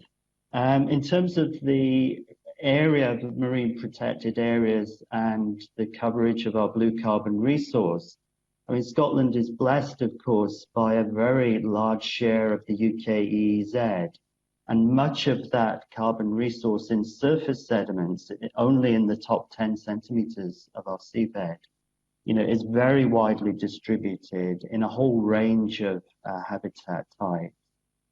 What our work has particularly shown is that there are hotspots for carbon burial, and I think one of the opportunities for us in this area is to focus on blue carbon hotspots. And I've been particularly interested in the recent judicial review of fisheries in areas of Skye, the Scottish Creel Fishermen's Federation, for example, to give you a thought here. The proposal to separate mobile and static fishing gear, in my mind, creates an opportunity to reimagine the services that our seabed play in terms of the carbon resources there. And that's a very interesting scenario going forward, I think, for government to look at more closely now, given this judicial review. You broke up a little, Stuart, on the question about Tentsmuir, and I'm sorry I missed that. The Tentsmuir and Mugdrum Island references were simply trying to remind you I was brought up in Cooper and Fife, and of course they are on your doorstep. However, but more fundamentally, you referred to hotspots for blue carbon, and I suppose the question I have is: do policymakers and us generally know where they are? I mean, we had 10 years ago a Marine Atlas that tried to integrate a lot of different bits of knowledge about our marine environment. And I think there was a bit in that, if I recall correctly, but maybe not as much as we need. Do we need to spend more to understand where the opportunities are and start to rank them and protect them? Another great question. I think increasingly we do know. We've contributed to the Scottish Marine Assessment 2020, so we have a good understanding of the spatial distribution now. We understand the stocks, and this is the starting point for that carbon resource, if we want to think of it in those terms. I think the question about hotspots is very interesting and how to manage those. We don't designate for blue carbon, so we designate for other criteria, but not blue carbon. So I think this goes back to the point I made about the National Marine Plan that's forthcoming, really holding an opportunity to look at zoning for sensitivities rather than just simply creating more and more marine protected areas. Of course, you know, these MPAs are increasingly under review. I saw that the MMO yesterday has a consultation on banning trawling in 4 of the English MPAs, including Dogger Bank. So this will certainly be something to look at. But in terms of blue carbon, you know, our opportunities lie on the West Coast, particularly in the sea logs on the West Coast, where we have the world's first national inventory of those carbon resources. And we know that these are nationally important places. They have relatively few pressures. They're Europe's most pristine marine environments. And so, you know, there are some easy wins, I think, to focus here. But again, those types of sedimentary carbon stores will not contribute to our net zero ambitions. They'll contribute to our wider appreciation of the marine environment and its protection and its increased resilience. But they don't fit the framework to implement into greenhouse gas inventory. So if we want to achieve that within the plan, we need to focus on the habitats, the 2 habitats that I've mentioned already. Those are seagrass beds and particularly, I think, salt marsh habitats in the coastal wetland fringes. Right, we are running out of time. Stuart, could you address your green recovery question to our panellists and then we can round off? That was exactly what I was going to do. I didn't see anybody else wanting to come in on that. Thank you, convener. It's just a very brief question, which I think I'll probably direct at Scottish Land and Estates. Just in terms of the update, have we covered the issue of green job creation sufficiently? There have been sort of references as we've gone along, but not a direct reference. Should there be more to say about that? And I suspect I only need to hear from Scottish Land and Estates, convener. Thank you. Thank you. Yeah, it's a fair question. I think that we do need to focus on rural employment as a whole. I think I kind of bang on about, you know, rural Scotland's a bit like a Rubik's Cube. If you just focus on one side of it, then you're knackering up the other side for someone else. We've got to think of economic, environmental and social issues as well. So I think it could do with a section focusing on that. Again, I mean, we talked earlier on about skills in job creation and peatland restoration, skills in forestry management, but also existing jobs as well. How do we maintain them? How do we reskill them, have more environmental benefits? And again, going back to farming techniques. And a lot of this comes down to funding. And I think one thing we haven't really touched on today was kind of carbon markets and ongoing funding of business for forestry and peatland. How do we get that money, that churn coming into the economy, which allows jobs to be created, schools open, shops, those sort of things. So I think there's a lot of work to be done there to develop that and keep the money and the internal infrastructure flowing in the rural economy moving. So yeah, I quite agree. And I think again, it's dangerous to look from one angle. I think you have to look at all angles and see how we achieve that. So I think it would be helpful to look at exactly what kind of jobs. There are mentions of some jobs, but just a bit more detail on that and how we do that, and also reskilling traditional jobs as well, not just the kind of jobs of the moment that we're talking about. So reskilling exists. Can I bring in Andrew Midgley finally on this before we wind up? Andrew. Thank you, convener. It's just to say that Scottish Environment Link is very keen to see the development of a Scottish sort of nature service. There's potential here for linking together skills and training agenda with doing work for nature-based solutions. So there's a great opportunity. We can forward some papers on that to the committee if that would be of interest. That would be of interest. Thank you very much for that offer. I'm going to round off this panel. I want to thank all our guests this morning. It's been very interesting, and thank you for your time. We're going to take a suspension. We'll be back at 11:10 when we're hearing from the Committee on Climate Change and Chris Stark. Thank you.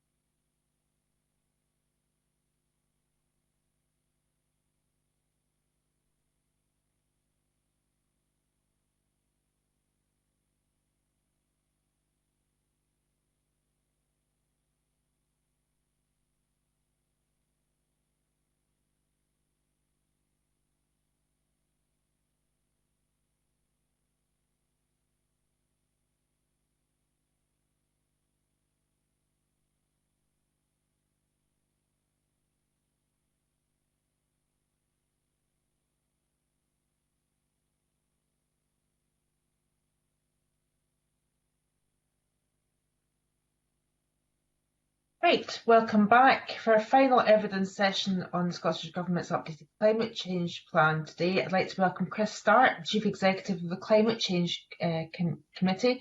Chris, welcome back to the committee. I'd first of all like to get your general views on whether you think that the updated climate change plan presents a credible pathway to achieving our 2030 targets. Yes, thanks, and good morning to the committee. Just check you can hear me. Yes, we can hear you perfectly. Great, that's great. It's nice to see you all virtually again, and great that we have an update to the plan to talk about. So it's worth saying that at the outset. It's really good from my perspective that we've got a document to look at. In terms of the credibility of the plan, I mean, I think it's on the fringes of credibility, but I would say that so too is the Scottish 2030 target itself. The work that we've done since we spoke last is I think the most detailed and thorough assessment of the pathway to net zero for Scotland and for the UK. And the work that we've done in the CCC, we've built 5 separate scenarios for achieving net zero. None of them achieves the Scottish 2030 target. Even one that we deliberately constructed to get to net zero sooner than the statutory date. So that troubles me, I suppose. That means that the 2030 target is very, very stretching. Again, it's not my position it's the wrong target. It's just going to be extremely hard to meet. There are some things that define our scenarios in the CCC. So these are important things to talk about. We've tried in our work to minimise what we call capital scrappage, so the stranding of assets that are using fossil fuels. We've tried to minimise that as much as possible because that means that the transition tends to be easier and cheaper and has greater support. What we've tried to do, therefore, is to match the replacement cycles of assets, so replacing high carbon asset with a low carbon asset as much as possible at the end of its useful economic life. That you could flex that as something that could mean you could go faster in Scotland. We also haven't, in our work, assumed a regional rollout strategy of zero carbon solutions. So possible you could go earlier in some of those things in Scotland. And we haven't assumed that Scotland might take the lion's share of the negative emissions technologies that will be supported over the course of the next few years. So all of those things could be flexed, even with the flex to do more of those things in Scotland and to do more of those things earlier. I think this is right on the edge of what you might consider to be an achievable strategy without doing more punitive things, which of course tend to carry much less public support. So when I look at this update to the plan, I suppose what I see is a process that has struggled to meet the exam question that Parliament set for it in 2030, and that's going to be very difficult. It took 30 years to have Scottish emissions. From 1990 to where we are today, we're going to have to do that again in the next 10. So that is a huge challenge. It may be possible to do that, but it's going to be very hard. Coming back to what you've mentioned, negative emissions technologies. It's been a criticism from some of the people that have heard from in panels is that the climate change plan update puts too much of a stress on the unknown and what may happen without obviously having concrete examples of what they might be, and I suppose certain technologies that are maybe not as developed as they could be. Do you see this as an issue? Again, I mean, I think it could be an issue, and I definitely think that the negative emissions technologies are worthy of further consideration. We've got in this plan a stonking 6 megatons almost of greenhouse gas removals through negative emission technologies. Almost all of that is in the power sector. So that's not a technology actually that we don't know. That will involve us using bioenergy with carbon capture and storage, connecting together all these various parts that in engineering terms we understand, and we're confident it can be done. But in reality, what that means is probably the more interesting question for me. So if you're to achieve that greenhouse gas removals assessment and projection that you see in the update to this plan in the power sector, we'd need a new power plant in Scotland that is using bioenergy with carbon capture and then storing the carbon in the North Sea. We need to get that constructed and operational by, I think, 2029 is what's implied by the plan. So, over the next 8 to 9 years. So all of that's got to be brought together really, really quickly. Again, it's possible to do it. And in terms of technology, I'm not really worried about it. I think we can do it. It's the question is whether the policies are there and whether there's the commercial interest in investing in it. So you can look across this plan and see that, but it's particularly the case in negative emissions. But the other area where I might highlight, the more of a concern, I suppose, is in buildings and decarbonising buildings.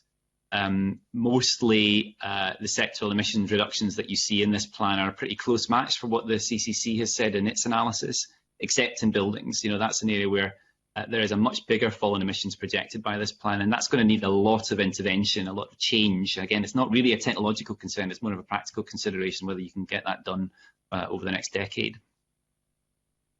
You mentioned punitive actions, and I guess that's a risk of the speed required for the emission reductions of 2030 is that we won't be able to get there by some disadvantage to certain parts of society. I mean, do you want to maybe elaborate on what you meant by that? Yeah, I mean, we wrote to the Cabinet Secretary, to Rosanna Cunningham, at the end of last year once we completed the work on the UK-wide assessment for the UK's sixth carbon budget, which has these detailed pathways I talked about. And in that letter, we noted that none of our scenarios got to the 2030 target. They did, however, get to the 2040 target and the 2045 target. So actually, we're quite confident about those targets. It's the short term where the biggest issue lies. So that's the 2030 target is a statutory target. I'm certainly not ducking the idea that we have to meet it. So we suggested a few years where it may be possible to go further than our scenarios. It's definitely the case that there is enough scope with that combination of negative emissions, perhaps that earlier start to decarbonised heat that we talked about, to kind of play with the routes that for Scotland to do a faster transition.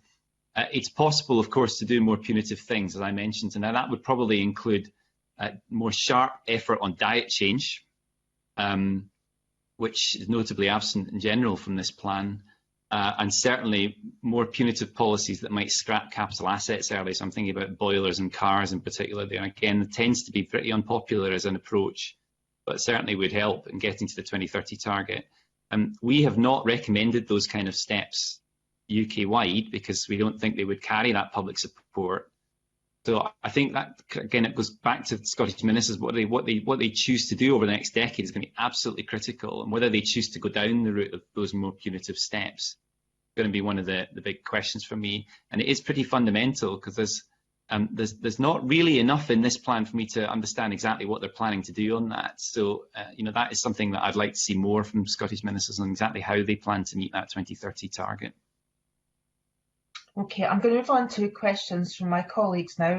We've got Liz Smith. Thank you, Mr. I'm very interested in the evidence that you're giving and what you gave us the last time you attended committee. To what extent do you feel that the different sectors who are obviously required to meet certain targets are consistent in their objectives? And do you feel that they understand exactly what it is that they have to do to meet the targets? So yeah, we can see in this plan, worth saying again, it is really impressive to see something like this produced from the Scottish Government, and the breadth of it is impressive. You haven't got an equivalent at UK level, for example, to look at and to scrutinise. But when we look at the sectoral effort, quite hard to see exactly how that effort is allocated across the economy, except in the Annex C, which lays out the what we call the carbon envelopes that they explain a bit more about how the balance of effort should be spread across the sectors. And I suppose a few things to say about that. One is a fundamental point that Annex C is very useful because we can see the extent to which emissions reductions are projected in each of the key sectors, and they're a quite close match for what we've done in the CCC as well. But it's not clear to me whether the policies that are in the main document itself and the main part of the plan amount to those kind of emissions reductions, or indeed where the deficiencies might be. I mean, I'm very sympathetic to the idea that we shouldn't have a full plan all the way out to 2030 at this stage. It's going to be difficult to do that given all the changes that we see around us. But I would like to see something that explained a bit more the extent of effort between the sectors. So that's kind of first point.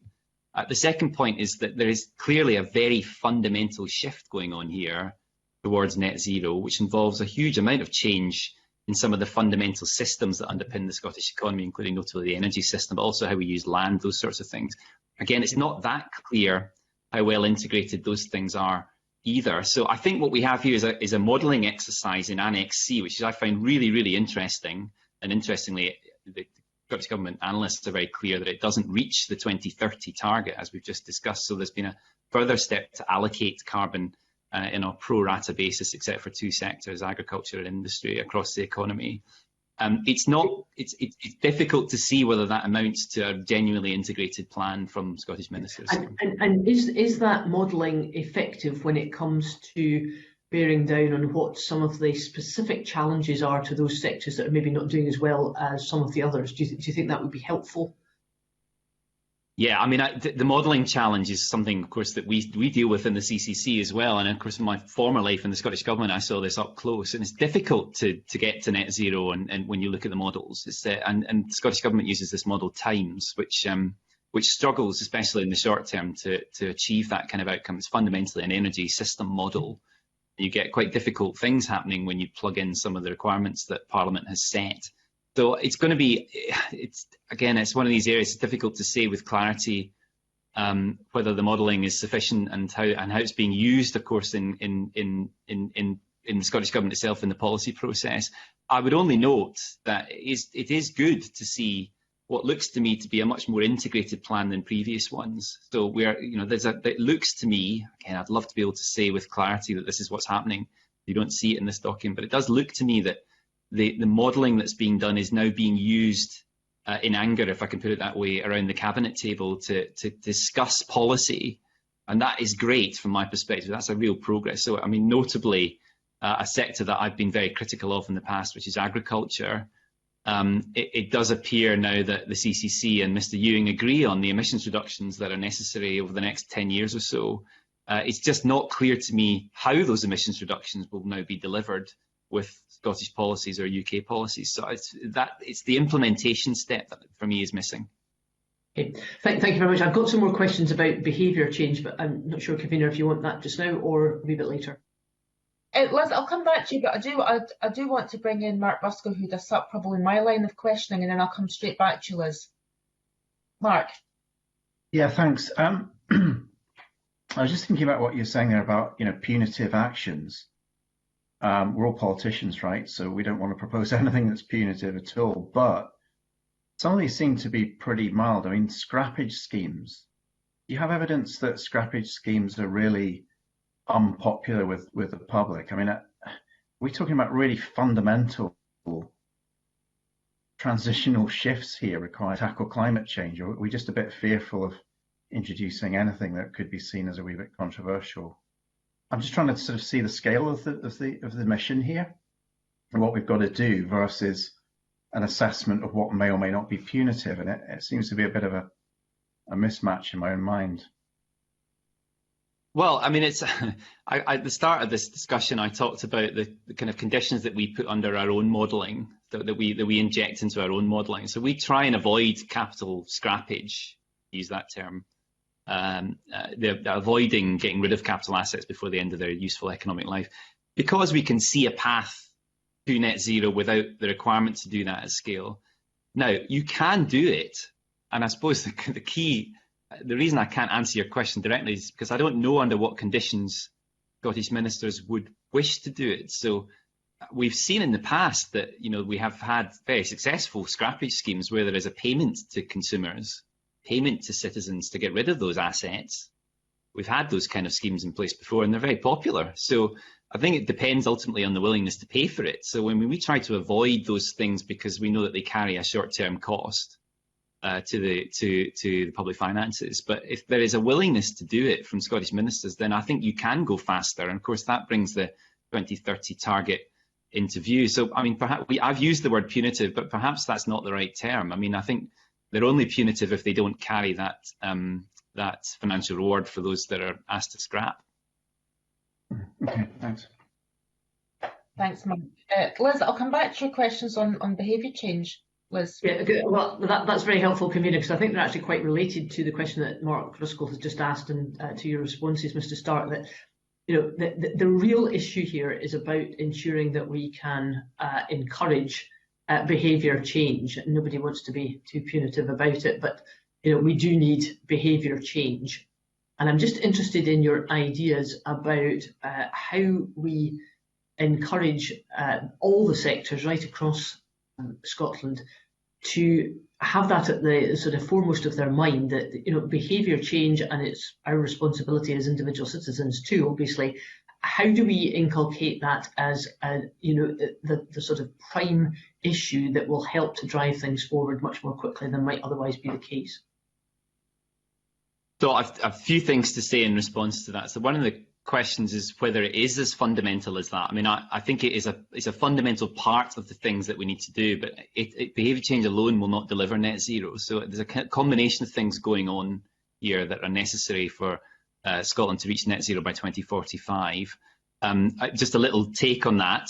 We did, fascinating how interesting this is to many of the people that I've spoken to since we published our latest work. We did a little piece of work looking at the emissions reductions necessary over the next 15 years, and just asked ourselves a question about the extent to which those emissions reductions are about technology change, or whether they're about behaviour change. It's quite interesting to look at those emissions reductions that we're projecting. Again, this is for the UK, but I think this the rule of thumb that you could use here, Scotland too.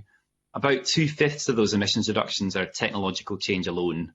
So they tend to be the kind of stuff that we've been doing relatively successfully in Scotland and in the UK over the last 15 or 20 years. So closing coal-fired power plants is a really good example of a technology change, which you can plan centrally. It tends to have a policy written on a desk in London and a big commercial response to deliver it. And crucially, the consumer doesn't tend to notice that kind of change. So last year, half of the electricity that was produced in the UK was zero carbon. That's a big change from where we were a few years ago, but the consumer didn't really notice that. But interestingly, 3/5 or 60% of it, thereabouts, involves some element of behaviour change. And I suppose the clue here is that we are not going to make much more progress if we're looking solely to technological shifts or solely to kind of centrally planned policies.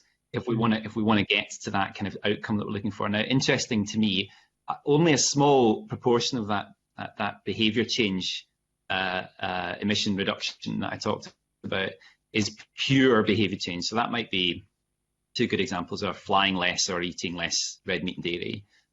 We've got about 10 to 15% of the emissions reductions sitting in that kind of pure behaviour change category. The rest of it is, for me, the most interesting piece, which is a combination of technological change and behaviour change.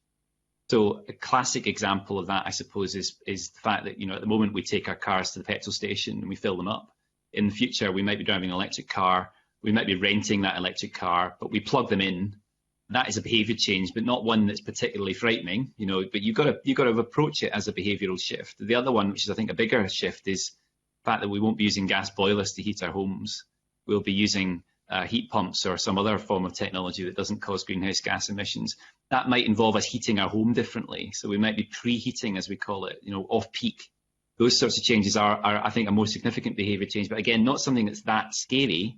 But again, you're not going to get to that outcome unless we start the discussion about what those changes look like and what incentives need to be in place to make them work properly. For me, the interesting thing on behaviour change is that there's a really good draft public engagement strategy that was published alongside the Scottish Government's update to this plan. And I must say I'm really impressed with that. It's much better than anything else we see across the UK. My only criticism is perhaps it's too focused on climate. Those two challenges I talked about of electric vehicle transition and heating our homes differently, if they're framed as climate challenges, I suppose we might see some success, but they're also, they might be about air quality differences, they might be about changes in the home. They needn't just be framed as climate policies. So I think success ultimately will rest on finding the things that will motivate people to make those changes and framing those changes in the right way to see the success that I think we all want to see. My final point, which relates to what you've just said and to two previous comments you've made this morning, is that our best success in ensuring that we are able to drive things forward if the consumer is understanding and appreciative of exactly what it is that we're wanting to do. We've got the best chance if we can engage new technologies with consumer behaviour and that it all works together. Do you feel that there are any areas where consumer behaviour will, the backlash from consumer behaviour, where they're not going to be willing to make some of the changes that you feel are necessary? I mean, it's hard to say where public sentiment lies. I mean, it might be worth dwelling on something that I had not expected to be talking about, say, a year ago when the pandemic began, and that, you know, that was this kind of rapid and I think very exciting move towards walking and cycling as something that we want to see more of. Now, the obvious that's because of the pandemic and because we're not using public transport as much. But that, I would have said a few months ago, was a really positive development. But we've seen this backlash, notably in London, but I think also in Scotland too. You know, the kind of the rise of the motorist as a kind of new theme in politics, and the backlash against some of the changes to cycle routes and changes in towns and cities that have come with that. I worry about that. That's been referred to occasionally by people in my circles as a new culture war. I know Nigel Farage is now, you know, on the side of the motorists suddenly and against cycle routes, and that, you know, these are changes that I think do have implications for some of the behavioural shifts that we've been advocating for a while in the CCC. So I see that less in Scotland, but it's definitely worth thinking about. So again, I'll go back to my point I made in my last answer to your question, that if we're only framing everything up as climate policies, then we're resting a lot on people wanting to act on climate change and feeling that that is the primary motive. I think there are a set of wider things going on here which are equally important and might have the happy benefit of cutting emissions. So I know that walking and cycling is something that has all sorts of benefits. It improves air quality, improves the health of the people who are doing it. They tend to me to be better motivating factors than the fact that we're helping the climate. So again, I suppose I would like to see more focus on, you know, the underpinning factors here, and you know, maybe a more detailed and clever view of what would change motivation. That's very interesting. Thank you, convener. Thank you, Liz. Finn Carson wanted to come in with a supplementary on this line of questioning. Finn.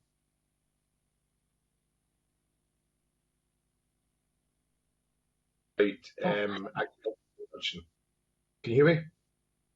Yes, we can hear you now. If you want to start again. Okay. Yeah, Chris will not be surprised I'm going to bang on about agriculture, or maybe we should refer to it as food production, because I think the public will understand it a little bit better then. And behaviour change, and you've talked about carrying public support or punitive measures or whatever.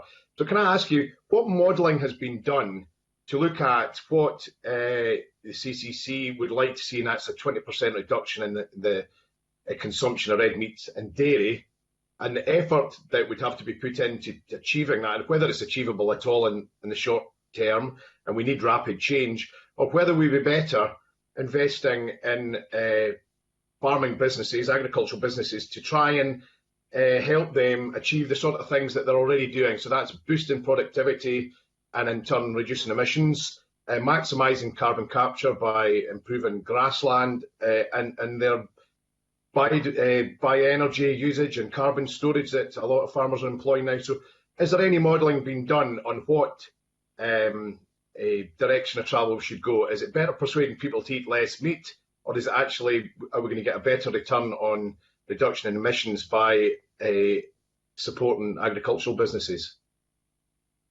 So we have to support agricultural businesses. My main point in this is that those agricultural businesses should, I think it's inherent in the premise of your question, that they should broaden. We should be broadening the discussion of what the commercial avenues are for agriculture to include a set of wider services, including the environmental services, which would include carbon sequestration and other things that we can do with that agricultural land.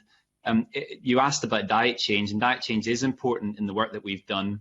In the CCC scenarios, we've got ranges of between 20% to 50% reduction in consumption of all meat and dairy, and that of course does have a big impact on agricultural emissions, and indeed a big impact on how we use land across Scotland. For me, the kind of interesting thing is I know that amongst others, the NFU in Scotland have urged a lot of caution around those dietary change projections. A few things to say on that. Firstly, we are only recommending policies that provide information to the consumer to deliver that outcome. We think that's possible. We're not recommending things like meat taxes, going back to punitive measures as we were talking about a few minutes ago. That might be something we could introduce, for example, but that's not in any of the recommendations that we've made before. We are eating less meat. So we expect that trend to continue, because you can see a difference between the older generation and the younger generation. So this is something that is happening anyway. From my perspective, I think we are deliberately missing the point that if farmers diversify into other uses of land, then I would expect them to be paid for that. So we have to get the policies in the right place to reward farmers and landowners to change. And I don't think it makes sense to say that decreasing livestock production, for example, would threaten viability in the world where you've got a whole new set of avenues for land managers and farmers to pursue. So I would much prefer that we were talking in those terms about it, rather than seeing dietary change as a threat. This is an opportunity to diversify. Of course, policy has to support that, but that's the challenge, is to get those policies in the right place so that we get, a more harmonious outcome when it comes to the climate and the environment more generally. But are you going to achieve that by addressing the supply chain or the demand chain? I suppose that's where it's coming from. You would reduce demand. Yeah, and to be very clear, we are not just suggesting that you do it all through changes in demand. I think that's really, really important. Many of the changes that we recommend for agriculture are cost saving to the farmer. Now, that is a reflection of the fact that these are things that would make agricultural production better, more productive farming, and happen to save emissions as well. So, that you can achieve that through more regulation and actually get a better outcome for the farmer, as well as a better outcome for the climate, alongside the changes in demand that we're seeing from reduced consumption of meat and dairy. And we should be broadening, again, I'll make my point, we should be broadening the sources of income for agriculture in the future to encourage carbon to be a crop for the farmer. This is a term I use a lot. I think that's exactly how you should think about it. Can I bring in Claudia Beamish? Claudia. Thank you, convener, and good morning, Chris. It's a lot of what I was going to ask about has already been explored in detail and described by you. But I just wonder, we had an interesting comment from Dr. Rachel Howell of Edinburgh University in a previous panel last week, highlighting the importance of norms and changing norms as a strong influence saviour. And I just wondered if that's something that you're exploring in the CCC at all. Yeah, we are. And I have to say, this is probably the most exciting topic for us, given the uncertainty of it all. I mean, we're all rabbits in the headlight at the moment when it comes to the pandemic, but we are going to see big changes after this. In all of the modelling that we've done, we haven't assumed big change. So we've been very prudent about the kind of changes that will follow, except perhaps in aviation. So we're not expecting a return to the patterns of air travel that we had for several years, in line with industry's own assessments. But in every other area, we are projecting that things return to trend. I don't expect that to be the outcome. It's just that I can't predict with confidence what will happen. If you were to really push me, the interesting stuff is all around how we work and how we travel, and whether we might see a shift in work patterns to a new norm where this style of thing is just more accepted. And we have on my committee a behavioural scientist who from the outset was saying that this is one of the key conditions, actually. The longer that things continue, the more that we will normalise this form of work, the more it will be less embarrassing, actually, to put it bluntly, to suggest this kind of interactions, or virtual interactions, now are the norm and will probably remain a part of the way that we work. That will have implications for commuting, especially, and travel patterns. And I suppose from my perspective, there's a glimmer of real optimism here that we might have quite a different way of working, the hybrid model that's sometimes referred to, which holds within it the potential, at least, for there to be much reduced carbon emissions from commuting in the future.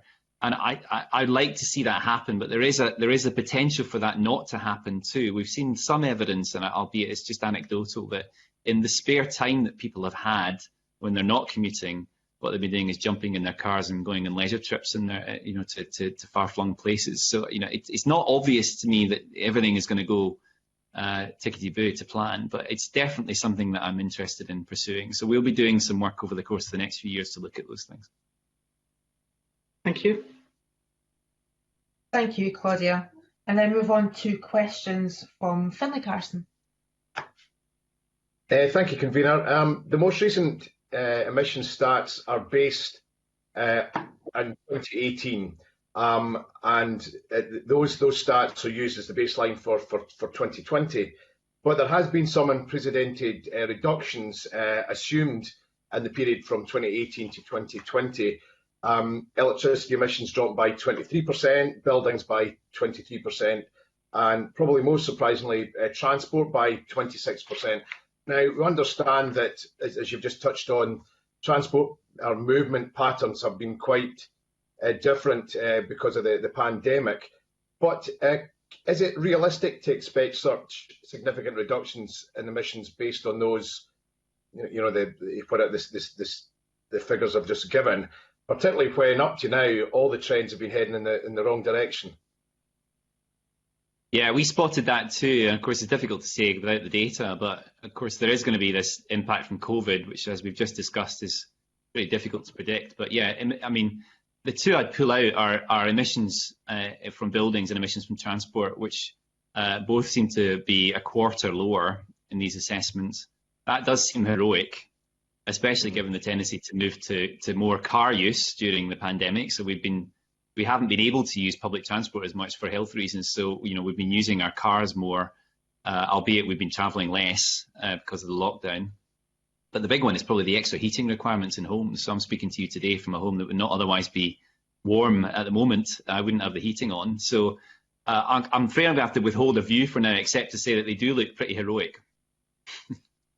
Yeah, okay. That is in itself useful. But is there a reason why emissions in building and transport should plateau? Now, we can appreciate that there'll be advances in technology, and we'll see electric vehicles or hydrogen vehicles or whatever, and potentially improvements in technology when it comes to timber being used in buildings and heating and so on. But why would it plateau towards the end of the CCP update the plans period? And what are the implications going forward of that plateau?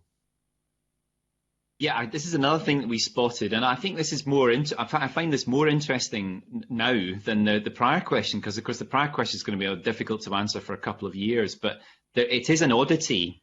It does appear that we get this strange cessation of emissions reductions after 2028 in, for example, the building sector. So you can actually see that it falls really sharply to 2029, and then straight line after that.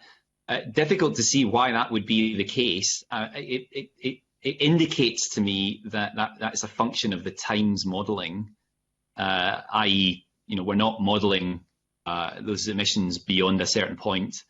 If we're seeing that kind of emissions reduction prior to 2029, why would we assume that it would stop? So that would be presumably because of the policies that were in place, and we aren't going to remove them at the end of the 2020s. So it may be that there is greater potential to do more after that. I suppose the question for me is after 2028, you get the negative emissions kicking in. So Scottish Times, if there is a modelling issue, seems to be saying that no houses are going to be retrofitted after 2029, and instead we'll use negative emissions because they're cheaper. Well, that doesn't stand to reason. So I think this looks to me to be an area where I would like to see more info on how the modelling's been done, and more info, crucially, on what policies are seeking to achieve. And this is my general criticism of the plan: is it's not possible to open it up and to look at those things. So it's something that we'll have to probe with the analysts and the officials after this. So is there a feeling in this plan being put forward because we rely too much on what Times outputs, and there's not enough question of actually whether the information we get out is valid or whether it's fit for purpose? Because right through this session and previous sessions, questions have come up about whether Times is fit for purpose, but this would suggest that it's not. I mean, for me, Times has always been an advisory thing. I mean, I don't think you can, get ministers in a room and lock the door with a Times model until they can fight it out. I mean, I think ultimately there has to be an element of political judgment, and politics plays an important role here. So when you look at the effort, I mean, the way that we use energy systems models like Times, we don't use Times, we use something similar. We don't use it, as the kind of the foremost part of our armoury. What we have is a set of what we call bottom-up scenarios in each of the sectors, where basically what we've developed over the course of the last 10 years in the CCC and more is quite a rich understanding of the opportunities to cut emissions in each of the sectors. What we need is something that allows us to understand how those things can be achieved in an integrated sense. So we use times, I suppose, as a check on that, an energy system model as a check on that. And I suppose I'd like to see that happen in Scotland too, that really what we should have is a bottom-up understanding of the opportunities, which is worth saying we have more and more of in this update to the plan. We've got more evidence of that happening now in, for example, the transport sector, even in the agriculture sector, albeit I'm very critical of the fact we haven't got the policies in place yet. But we've got more of an understanding of those kind of bottom-up scenarios. What we should be using times for is a sort of sense check on whether you can do that in an integrated way, rather than as a predictive tool. So it's difficult, again, for me to know how this worked out, but it does appear that we've been using times rather more proactively, perhaps, than I would suggest is sensible. Thank you. Thank you. Can I move on to questions from Mark Ruskell? Thanks. Chris, can I wind you back to negative emission technologies and CCS? I mean, reading through the plan, the updated plan, and this is an area where there is some real ambition here. 24% cut of gross emissions by 2032. But I wanted to ask for your reflections on what you see as the kind of risks and uncertainties there, and about who controls this as well. The government's put in quite a substantial amount of seed corn money, as it's been described, into CCS development innovation. But is there a lot of reliance here on corporations, oil and gas sector, to control the pace of development of these technologies? So interested in your thoughts on that, and also, other alternatives. If we were to put a sizable amount of public and private investment into climate mitigation, is this it, or are there other more cost-effective routes to invest in solutions? These are questions right at the heart of the challenge that we've been talking about this morning. I mean, maybe worth saying something about the quantum here. So the amount that's required in this update to the plan is almost 6 megatons of negative emissions by 2032. And I mean, in our assessment, that is right on the edge of what we think is possible. So we wrote to Rosanna Cunningham, as I mentioned, at the end of last year. And from what we could scrape up, we had an earlier start to some of the engineered greenhouse gas removals in our assessments might give you 3 megatons. So that would involve doing some of that bioenergy with CCS that we talked about, bringing that forward to late 2020s. We've got that in 2030s in our assessment. We're doing that early. Might give you 3 megatons of that 6. Starting early to decarbonise Grangemouth is clearly one of the options here, and that might elicit a further 2. And so I wrap those two things together, that gives you 5, and that's not enough. So we're right on the edge really of what we think is possible through negative emissions technologies. And I would note, as I'm sure the committee has noted, that Grangemouth doesn't seem very keen on this idea generally. So getting the cluster at Grangemouth of industries there to engage in carbon capture as an issue, and then in time to do negative emissions, it seems like an uphill task at the moment, and I understand that because the market mechanisms are not being put in place yet by the Whitehall ministries that are considering them. So I think in general, in terms of the size of negative emissions that are being projected by the end of this decade, this is going to be a tough ask, and you're going to need to see most of that UK policy hoovered up in Scotland, if I can put it that way. Most of the beneficiaries of the UK policies that are being constructed at the moment and promised in the recent energy white paper, many of them, the beneficiaries will need to be in Scotland for many of those things. So that sets up this interesting question of whether there can be a competition through, within the UK for the recipients of the rewards from those policies, and whether most of that can be in Scotland. Of course, there's some big competition happening in places like Teesside and some of these changes. So I think that does point to a weakness in this plan, an over-reliance perhaps on those negative emission technologies. I mean, I would love to see them come through because they could really be a big industry play for Scotland. It would be great to see that happen. But scaling up negative emissions technologies at that pace may not happen. And you need to believe that everything's going to be in place to make it work. on time and at the very edges of what is being planned in London at the moment. So in terms of the alternatives, I mean, we've looked at a few things. When we talked about, for example, investing more in nature, using wood in construction, those kind of things, and they are really important. So you can grow a bioenergy crop, or you can grow a tree. Both of them could be used in an energy process, or you could just let them grow. You don't get the kind of industry benefit from that, but you still get the carbon sequestration, so could do more forestry, I suppose. The one that I might highlight is wood in construction, which is something that we've been talking about a lot in the CCC, so using wood more frequently in the construction process. The really good way of storing carbon, typically for up to 100 years and more. That's the lesson of what all the houses and buildings that we've constructed across Scotland and the UK through history. So using it more might give you more opportunity to store carbon in the built environment, but even then you're talking about slightly less than 1 megaton. So it looks to me to be a big unanswered question about whether we can deliver that kind of scale, and I'm not clear what the alternative is if it doesn't come through. It points to us having a very difficult journey to 2030 otherwise. Okay, and can I ask you, related to that, about hydrogen? I mean, I suppose in an ideal world, we'd have 100% blue hydrogen, we'd be able to put that into the gas grid, we can decarbonise heating, it's all CCS, great. But are there uncertainties there? Are you confident that the strategies of the oil and gas sector are actually going to mesh with the ambition needed to meet these 2030 targets and beyond?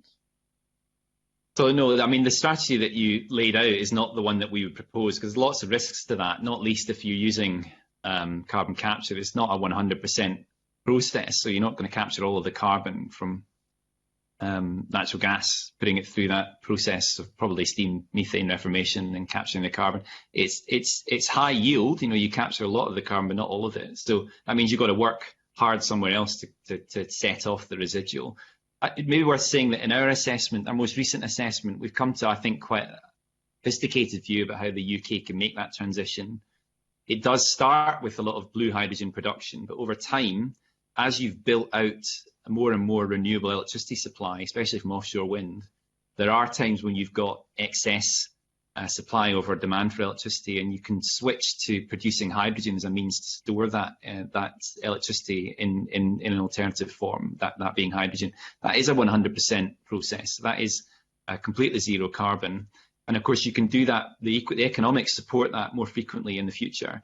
From my perspective, it's worthwhile getting started on blue carbon, because you then can build the demand for hydrogen alongside the supply, and over time switch to green hydrogen production, as we call it. And I think that wouldn't be a bad strategy for Scotland, because you would have established that, a low carbon industrial base, probably at Grangemouth, but possibly also in Peterhead, and possibly even in other places, which will stand the test of time as we make that kind of transition over time. So, I mean, I don't have a view really on whether the oil and gas sector is able and capable of delivering that kind of outcome. But overall, in terms of the modelling we've done, that points to quite a sensible plan for industry, for hydrogen production, and ultimately for green hydrogen production once we have the extent of renewable supply that we've predicted. Okay, if I could ask you about biomass as well. Briefly, yeah, ask you about biomass. So again, there's quite a lot of dependence on BECCS in the plan. Can I just ask you about the supply chain there for biomass, whether you see that could be met ostensibly through our own domestic biomass supply chain, or are we going to have to start importing forests from overseas to burn it to produce electricity? Yeah, I mean, it's definitely our view that we can have an indigenous supply of that biomass, and to manage that sustainably with all the other uses that we have for land. So we've made that assessment at UK level. We haven't done it for Scotland alone, but of course Scotland has even greater potential to grow that biomass in the first place. So, I mean, I think there is plenty of scope for that. In fact, in our latest assessments, because we've looked more broadly at diet change, not just red meat consumption, but also now meat consumption in the round, we actually have spare land freed up in our UK-wide assessments, which could be turned over to other uses that might include things like rewilding. So that includes the biomass supply that we need in the projections that we've made out to 2045. Great, thanks. you, Mark. Claudia, you wanted to come in on blue carbon. Yeah, thanks very much, convener. And earlier today, Professor Bill Austin was highlighting the opportunities he particularly highlighted in relation to fairly quickly the salt marsh possibilities for carbon sequestration. And I'm wondering the degree to which you're able to share with us any thoughts you have, Chris, about the UK emissions inventory, and the degree to which we can move quickly to get the issue of blue carbon in where we're going. Thank you. Yeah, and this has, of course, been a long-running theme of my appearances at this committee, and shamefaced every time I talk about it. We haven't got those numbers. We still don't, but I'm happy to say we now have some working train to start to consider blue carbon properly. And I do think it has that potential, albeit a niche potential, to bolster the efforts that we've been talking about more generally, and changes in the natural environment and land use. So I hope we will have a piece of work that can throw some more light on the blue carbon opportunity, because it's clearly there. But I'm afraid I haven't got much more to say on that yet. I really look forward to the day when I can come here and talk in detail about blue carbon and the policies that we'll need to support it. Great. Well, that very much happened with peatlands, didn't it? But things seem to be moving, to be frank, quite slowly, blue carbon stuff. So we look forward to that. Thank you. Me too. Right. I'm going to move on to Angus MacDonald on industrial decarbonisation. Angus. Okay, thank you, convener. Obviously, the industrial decarbonisation has been covered a wee bit already. Now, the industry sector has been covered in detail by our sister committee, the Economy, Energy and Fair Work Committee. But if we could explore the issue just a wee bit further this morning. Now, we know that emissions from the industry sector have fallen by 45% since 1990, but much of that due to the disappearance of some major polluting industries. And we also know that the draft CCPU aims for a 43% reduction in industrial emissions between 2018 and 2032, considerably more than the 21% reduction set out in the 2018 Climate Change Plan. Now, a number of funds have been announced to support this decarbonisation. So I wonder, how should industrial decarbonisation be supported so that risks and rewards can be shared and balanced between government, industry and consumers? And are the funds that have recently been announced adequate to ensure the necessary investment? So, I mean, this has been just a remarkable change in the political climate when it comes to decarbonisation and climate policies. I mean, when it comes to industry emissions, if you'd asked me just a couple of years ago at this committee what was happening, I would have given you a fairly despairing answer. And we have seen this massive shift in attitude, which is, I mean, it's difficult actually to say why that has happened. I suspect it's because there has been a change of tune in the Treasury towards some of these issues, an acceptance that we do need to decarbonise the economy more fundamentally, and that of course includes the steps that need to be taken to decarbonise British industry.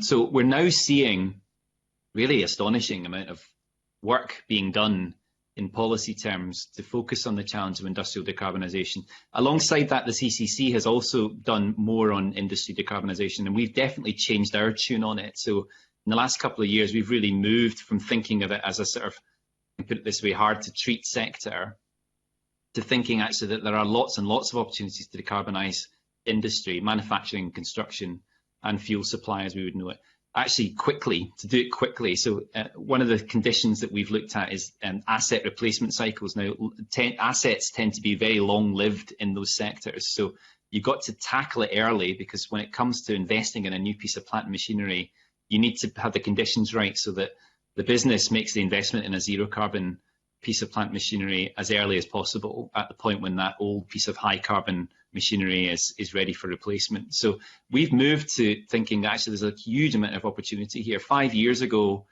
we were talking about emissions reductions in 2030. This last assessment that we made has a big shift in what we think can be achieved in 2030 across the economy, and a very large proportion of it something of the order of 40% actually of that change in our 2030 outlook is due to industry emissions. So we think there's much more capacity to do more there through two main strategies. One is through what we call fuel switching, so moving from a fossil fuel to an alternative like either electricity or hydrogen, and the other one is carbon capture. And happily, those are the kind of things that the strategy that the UK government is coming up with is planning to cover. So we're going to see a host of things coming from and indeed promised in the recent Energy White Paper, a long list of things that look like new funding mechanisms, new market models, a new emissions trading scheme and operation there across the UK post-Brexit, and a real focus on industry decarbonisation, which makes me pretty optimistic at the moment, at least, because we haven't seen the detail. But I'm optimistic at the moment that we're going to have substantive strategy for industrial decarbonisation, which Scotland should benefit from, as long as the commercial operators are willing to make those investments and to benefit from those policies. And that is such a big unanswered question, because we have not seen, I mean, I noted the coverage a few days ago around INEOS and its willingness to speak to the Scottish Parliament about these issues. We're going to need to see INEOS and the other commercial operators in Grangemouth, and it's not just at Grangemouth, but let's just talk about Grangemouth. We need those commercial operators to be interested in decarbonising in a way that I don't think they are at the moment. So those policies need to do a lot of the kind of gingering up, I suppose, of that commercial interest. We're not seeing that yet. And we're going to also need to see much better cooperation between the officials in Scotland who are working on policies for industry decarbonisation and the officials in Whitehall. And we don't really see much of that now either. So I suppose I would love to see us talk about this as an opportunity for Scotland in a way that we're not really at the moment. There's still a kind of feeling that this is a problem to be managed rather than an opportunity for Scottish industry. Okay, and following on from that, as you've alluded to, the largest single geographical source of emissions in Scotland sits in my constituency in Falkirk East, the cluster of industry in and around Grangemouth, which accounts for over 30% of industrial emissions in Scotland. Now, INEOS would argue that they do engage. Now, I was critical of the fact that they refused to appear in front of Parliament to give evidence or even give a written submission. But Falkirk Council would also argue with INEOS that they're actively engaging with the Scottish Government, working in conjunction on the investment zone and carbon capture and utilisation schemes. So whilst we have significant advantage in Scotland in terms of engineering expertise and geological storage for CCS, I'm led to believe there's also competition, and you alluded to it earlier on, from the Teesside and Humberside regions. So how can Scotland capture the economic and just transition benefits, and how do we compete with Humberside and Teesside? Well, I mean, we have to start with an ambition, and we certainly have that in this plan. So the plan update is hoping to capture 40% of the total storage element, the entire European CO2 management market that's projected. So, I mean, that is ambition. So, I mean, if we can pull that off, then this is a huge new market for Scotland to address. Going back to the premise of your question, we will need INEOS and other commercial operators who are presently in the oil and gas sector to view it as an opportunity in that way. And I think we can do that.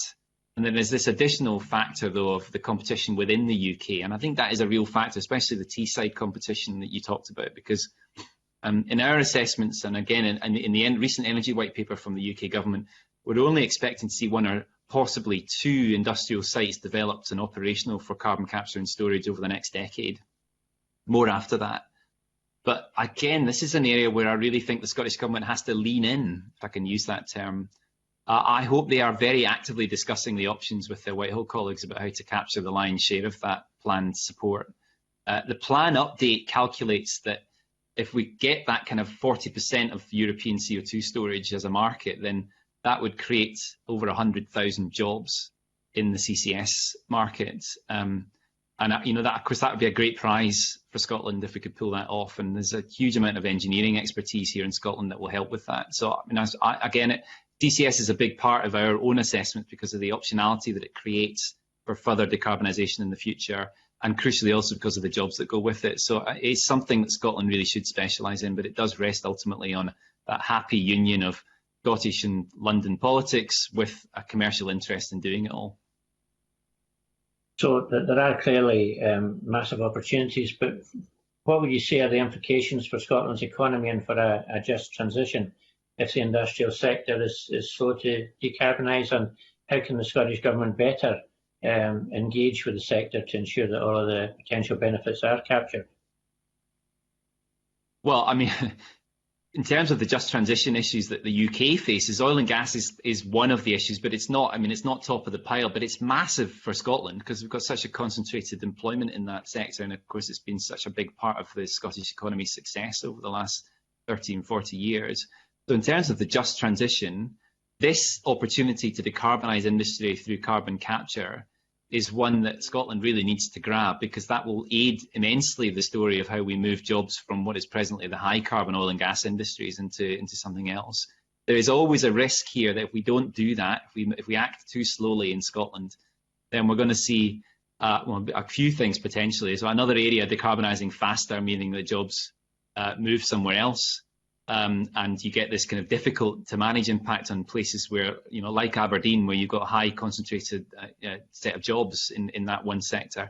And I suppose the biggest concern for me is that we have competitive job creation outside of Scotland entirely, and that employment is lost entirely to, you know, either another country or another part of the UK, and that's going to be a big part of you know, an unsuccessful transition. So I get this point about industrial emissions and going early on that is absolutely critical to a successful transition in the round. And Scotland's doing a good thing, I think, by having this commission on just transition chaired by Jim Skee, who used to be on my committee looking at these issues. I don't know what they'll conclude, but I would be surprised if they didn't say that this is something that Scotland really needs to focus on as a priority. Okay, that's helpful. Thanks, Convener. Thank you, Angus. And on the theme of just transition, Claudia has some questions. Claudia. Yeah, thank you, Convener. And could I broaden out the discussion that we're having about just transition with you, Chris, and highlight the recommendations which you've already touched on of the Just Transition Commission, in my view, have been helpful and robust across a range of sectors in view of protecting workers and businesses and communities going forward. And some of that's been in the retrofitting of homes, in further development of buses and more green manufacturing. But I wonder if you've got any comments on whether you see this as being really robustly embedded within the climate change plan update, and if so, if you can point to how you see that actually happening. Yeah, I mean, I suppose I do, actually. I mean, again, my earlier point about the need for this to be an integrated set of plans, and the progress that we see in this update tells me that we are thinking in a more integrated way in the Scottish Government about the changes ahead. And there is an acceptance of some advice that we offered in the midst of the pandemic, really at the start of it in summer last year, about the priorities for resilient recovery, and the Scottish Government's been notable in accepting those recommendations and really building them into some of the steps that we've seen during the crisis that is the pandemic and the impacts that's had on the economy. So I definitely see glimmers of you know, a hopeful strategy when it comes to the just transition and the focus on employment. Of course, in the CCC, we are less focused on those things because we're driven more by carbon. So we bring them into our assessments, but they're not so fundamental to the work that we do. But we have pointed out that there are huge employment opportunities in some of these new low carbon sectors, and you mentioned one of them. You know, again, we've got UK-wide figures, but we've got an increase in employment of the order of 200 to or even more, 200,000 new jobs in that building retrofits programme. I mean, even if Scotland got, you know, 8 to 10% of that, that would be a significant new employment boon. And of course, the advantage of that is that it's spread geographically across the country. So it's every town, every city, every village for that matter that needs to make these retrofit improvements to have a really good benefit to the people living in homes and buildings across the country as well. So that is an area where I think Scotland can really excel, and I'm really looking forward to the heat and building strategy that is imminent from Scottish ministers, because hopefully that's going to say more about how that particular priority will be supported and what the employment opportunities and skills retraining opportunities look like too. Thank you. Thank you, Claudia. And I'll now come to Mark Ruskell. Thanks. Chris, you've already spoken quite a bit this morning about behaviour change and the publicity and some of the approaches in there. I'd like to just focus in, though, on the infrastructure investment plan and whether, in your view, we're investing enough in low carbon infrastructure to really create the system change to enable people to more easily tackle climate change. Have we got that right yet? Is there enough ambition in there? Are we nudging people in the right direction or not? Yeah, and I've spoken a bit about this, and the engagement plan that there is contained alongside this update to the plan is great. I mean, I'm really pleased to see that. In terms of infrastructure, I haven't made a full assessment of Scottish infrastructure plans, but I know there has been a lot of coverage, at least, that not all of those infrastructure plans are what you might think of as zero carbon.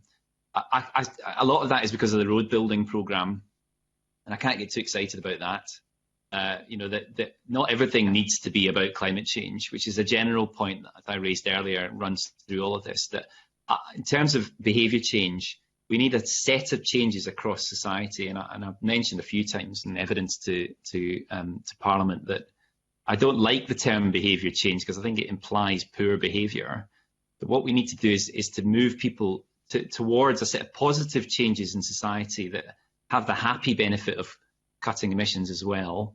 And I think that involves a more complicated discussion about what those motivating factors are. And I'm less interested, I suppose, in the overall focus of the infrastructure strategy. We need new roads. I understand that. There's a wider set of circumstances that led to those kind of priorities.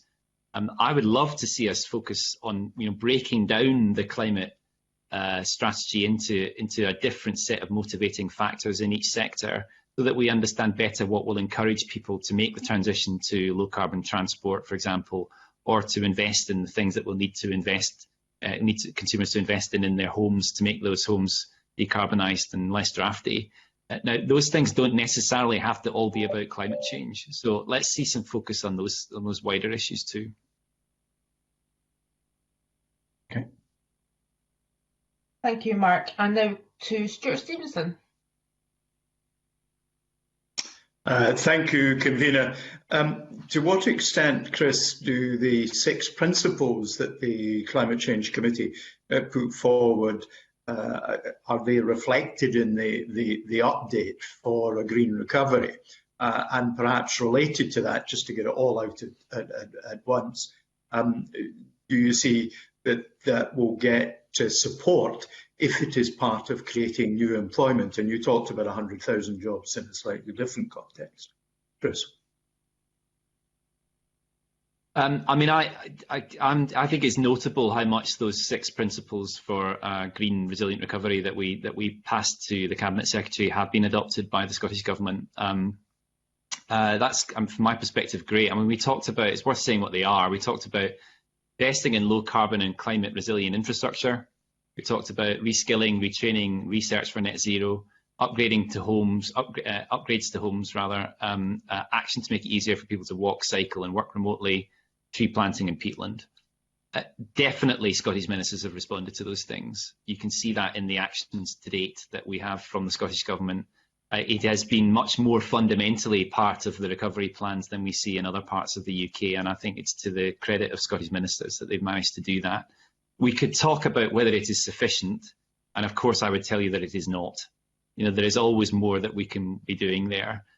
So I mean, I still think those are the right themes. So I think you can frame up even better responses to the economic crisis that we now face coming out of the pandemic in such a way that we get that green recovery that we have talked about several times.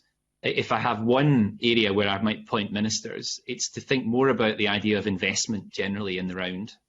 So in the work that we've done most recently to look at the journey to net zero for Scotland, we've looked at the total capital expenditure that's required to deliver it, and it is largely a question of capital investment. So these are the kind of assets that we'll be using in the future that happen to use less fossil fuels and drive us to net zero. They require capex, capital investment across the economy, the majority of which is private, of the order of £5 to £6 billion per year needs to be invested each year in Scotland. Now, we're not investing that now, so we'll need to scale up to that over the course of the decade ahead, but that will have an appreciable impact on GDP, especially when there is spare capacity in the economies. So rather than using scarce resources for that thing, we now, for that challenge, we now have those resources spare. It makes a huge amount of sense to prioritise those investments that will lead us to net zero, especially in the transport sector and in the building sector and in industry, and to do that as quickly as possible. And if we do that, we've also done some work on some econometrics with Cambridge Econometrics, looking at the potential GDP impacts of that kind of investment programme over the next 10 years and beyond. And you see this notable uptick in GDP, possibly 2 to 3% if we're investing at that kind of scale over the next decade. So suddenly you're in this quite interesting discussion that this isn't really a climate investment strategy at all. It's a straightforward economic recovery plan. So, I mean, I'd like to see more of a focus perhaps on CapEx and capital investment. Thank you. Stuart, that's you. I'll move on. Chris, you have alluded to the fact that this climate change plan update shows a more integrated approach across portfolios of government, and I want to pressure on you a little bit more. I mean, we as a committee have made this point repeatedly over the last few years, that there needs to be less of a silo mentality in terms of government. This is a challenge that is only going to be met if it's delivered. The actions are delivered across all government portfolios in every section of Scottish society. Could you give an assessment of where you think that's improved and where it still needs to improve? So, I mean, listen, it's really easy for me to say something glib like net zero needs to run through all of the policies that we make. But I mean, it really does need to be that kind of approach, I think, that delivers the outcome that we need. So I've said this in other forums, that it almost needs to be the letters in a stick of rock, you know, running through all of the work that happens across government. There is not an area in policy that doesn't have some relationship with emissions and the challenge of reducing it. Even things that you may think of as far-flung, like health policy, there's still a link.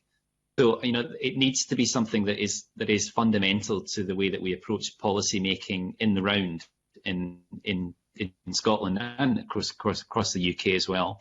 There are, as you mentioned, I think there are clues that is happening. The very fact that every cabinet secretary signed the update to the plan is a clue that there has been a proper discussion at cabinet level, despite the fact we're in a pandemic. So that seems to me is great progress.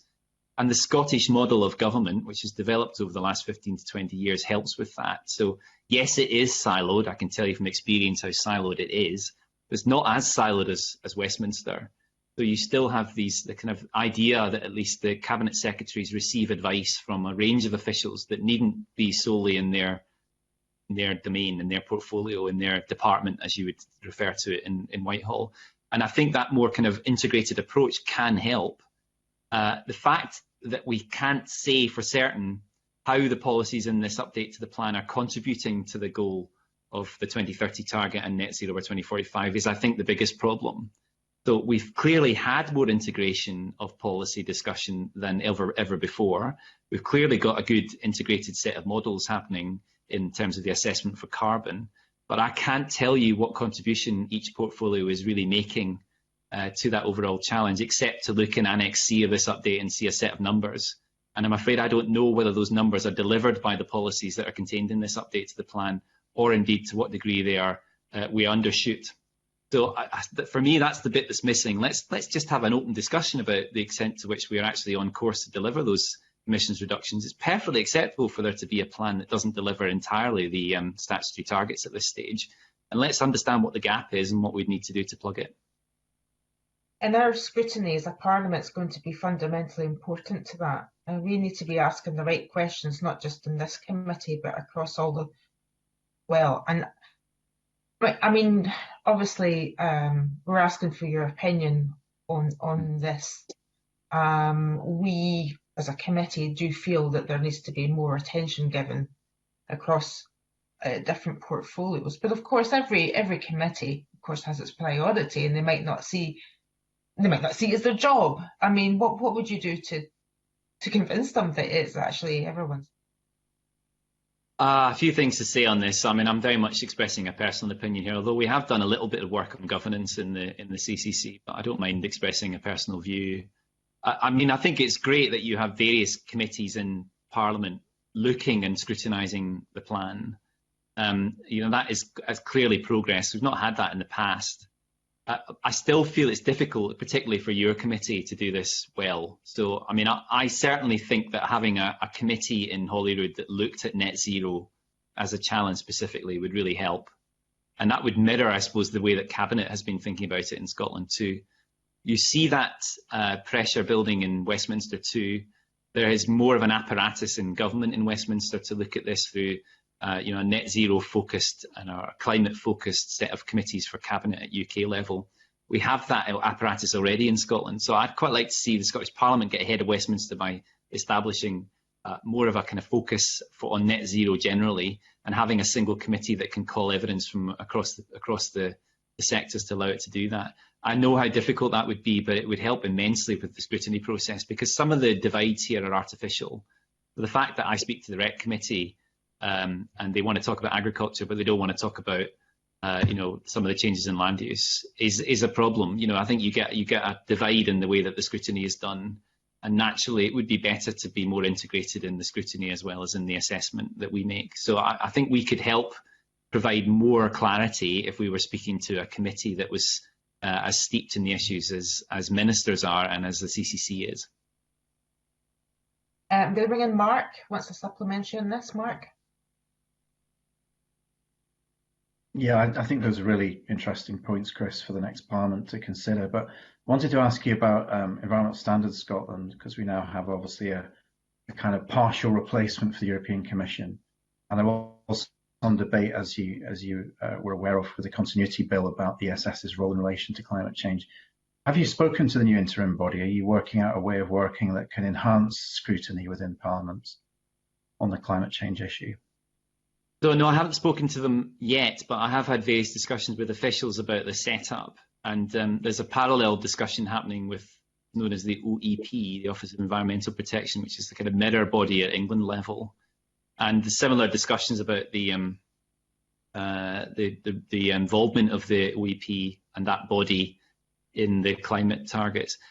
I'm pretty relaxed about it. I mean, from my perspective, we are here to offer a service to Parliament and to the public bodies that are there to work on the environment. And of course, the change after Brexit is enormous. So when it comes to the oversight and scrutiny and regulation of the environment after Brexit, I think we're not even at the races really in understanding how that's going to work. We've seen at UK level how the Environment Bill has been postponed. So we're in a bit of a hiatus now, actually, which is deeply problematic from my perspective. We are on a list of issues to be resolved, but I would say it's pretty far down, because I'm confident that we can integrate our work with whoever is providing the regulatory oversight. As long as we are not conflicted in offering our advice freely on the progress that needs to be made on Scottish emissions, and indeed on responding to climate change itself, which I think is probably a more problematic overlap if not resolved properly, because the environment itself will be impacted by climate change, and we do offer assessments of how that will happen too, and almost every bit of environmental policy has to accommodate that change in the climate. As long as we are in the position of being the advisory body, offering that advice freely, and as long as it's being used by whichever public body comes into that regulatory role, then I'm confident that we can make that work. Okay, thanks. And final question from Finlay Carson. Thank you, Convener. Just to sort of start, we've discussed a lot today. One of the things I've picked up is we've had some what you've described as potentially unrealistic expectations with reductions in emissions in some sectors, transport, building, and agriculture and electricity. And we've also got some gaps that could be because Times just doesn't quite address it properly. And you've suggested there's maybe an over-reliance in negative emission targets. Now, that could quite simply be to balance the book. Can you tell us how you think the government could improve on the layout of this climate change update, where there's lots of unqualified assumptions, to make it easier for us to scrutinise what the plans actually are? Yeah, I mean, I certainly have some thoughts on it. I mean, first thing to say is I do understand and identify with all the many challenges of pulling together a plan like this in an effective way, so that you can do the scrutiny and so that people can understand what's coming. But it does seem that there's quite a deficiency here between what's promised in terms of the numbers, the modelling exercise, and what's promised in terms of the policies. And I can certainly look at the numbers and see, wow, you know, there's some amazing decisions being taken there about how to allocate effort across the economy. You mentioned the fact that buildings are, you know, double the cuts in emissions that we're projecting by the end of this decade. And negative emissions too, mostly in the power sector, looks like a pretty bold assumption. I can see that in the numbers, and I can do a job on that. What I can't do, and I suspect what you are struggling with too in the committee, is understanding whether the policies and the proposals in this update to the plan deliver those outcomes, or to what degree there is a gap. And I suppose from my perspective, that's the thing that I would like to see addressed. Let's have an unqualified, open discussion about the extent to which those policies are expected to deliver emissions reduction. And I think it's okay for there to be a gap, because that is a thing that we can continue to look at and to probe. But at the moment, it's almost as if that issue's been ducked entirely. So I would like to see a better plan that explores better the kind of effort overall that's being expected and delivered through policies. Thank you, Finlay. That's us come to the end of our questions. Chris, just before we let you go, is there anything you want to add that you maybe haven't covered that you'd like to leave us with at all? No, listen, thank you so much for the opportunity to speak to you today. And a few things to say is one of the things that was committed to in a previous programme for government for the Scottish Government is this idea of establishing more of a presence for the CCC in Scotland to allow us to do more active consideration of the Scottish issues and the Scottish policies issues. I would love to do that. We haven't yet seen anything from Scottish ministers that helps me to understand whether that office for the CCC can be set up. I'm in Scotland today, and of course I am aware of the issues, partly because of the history I have working in the Scottish Government, but a future chief exec may not be in that position. I have no plans to leave, incidentally, but at some point that the conditions will change. And I do think that the discussion of policy in Scotland is now very distinct from the discussion of policy at Westminster, and it would be great if we were able to support that better with more support from Scottish Government in terms of the funding that we receive to do our job. So I might just put that on the record, because it's still my ambition that we establish that office for Scotland. And in general, there will be a lot more of that scrutiny required from the CCC as these plans take shape, crucially after the imminent parliamentary elections at Holyrood. So, I mean, I expect this is something we'll want to talk more about in the future. Thank you very much for your time this morning. And that's us at the end of our panel discussions and our meeting in public. The next meeting on the 9th of February, the committee will conclude taking evidence on the updated climate change plan with the Cabinet Secretary for the Environment, Climate Change and Land Reform, Rosanna Cunningham. And the committee will also hear from the Cabinet Secretary in the Scottish Government budget, and Ms Cunningham will be joined by the Cabinet Secretary for Finance, Kate Forbes. And that concludes our meeting in public today. Thank you.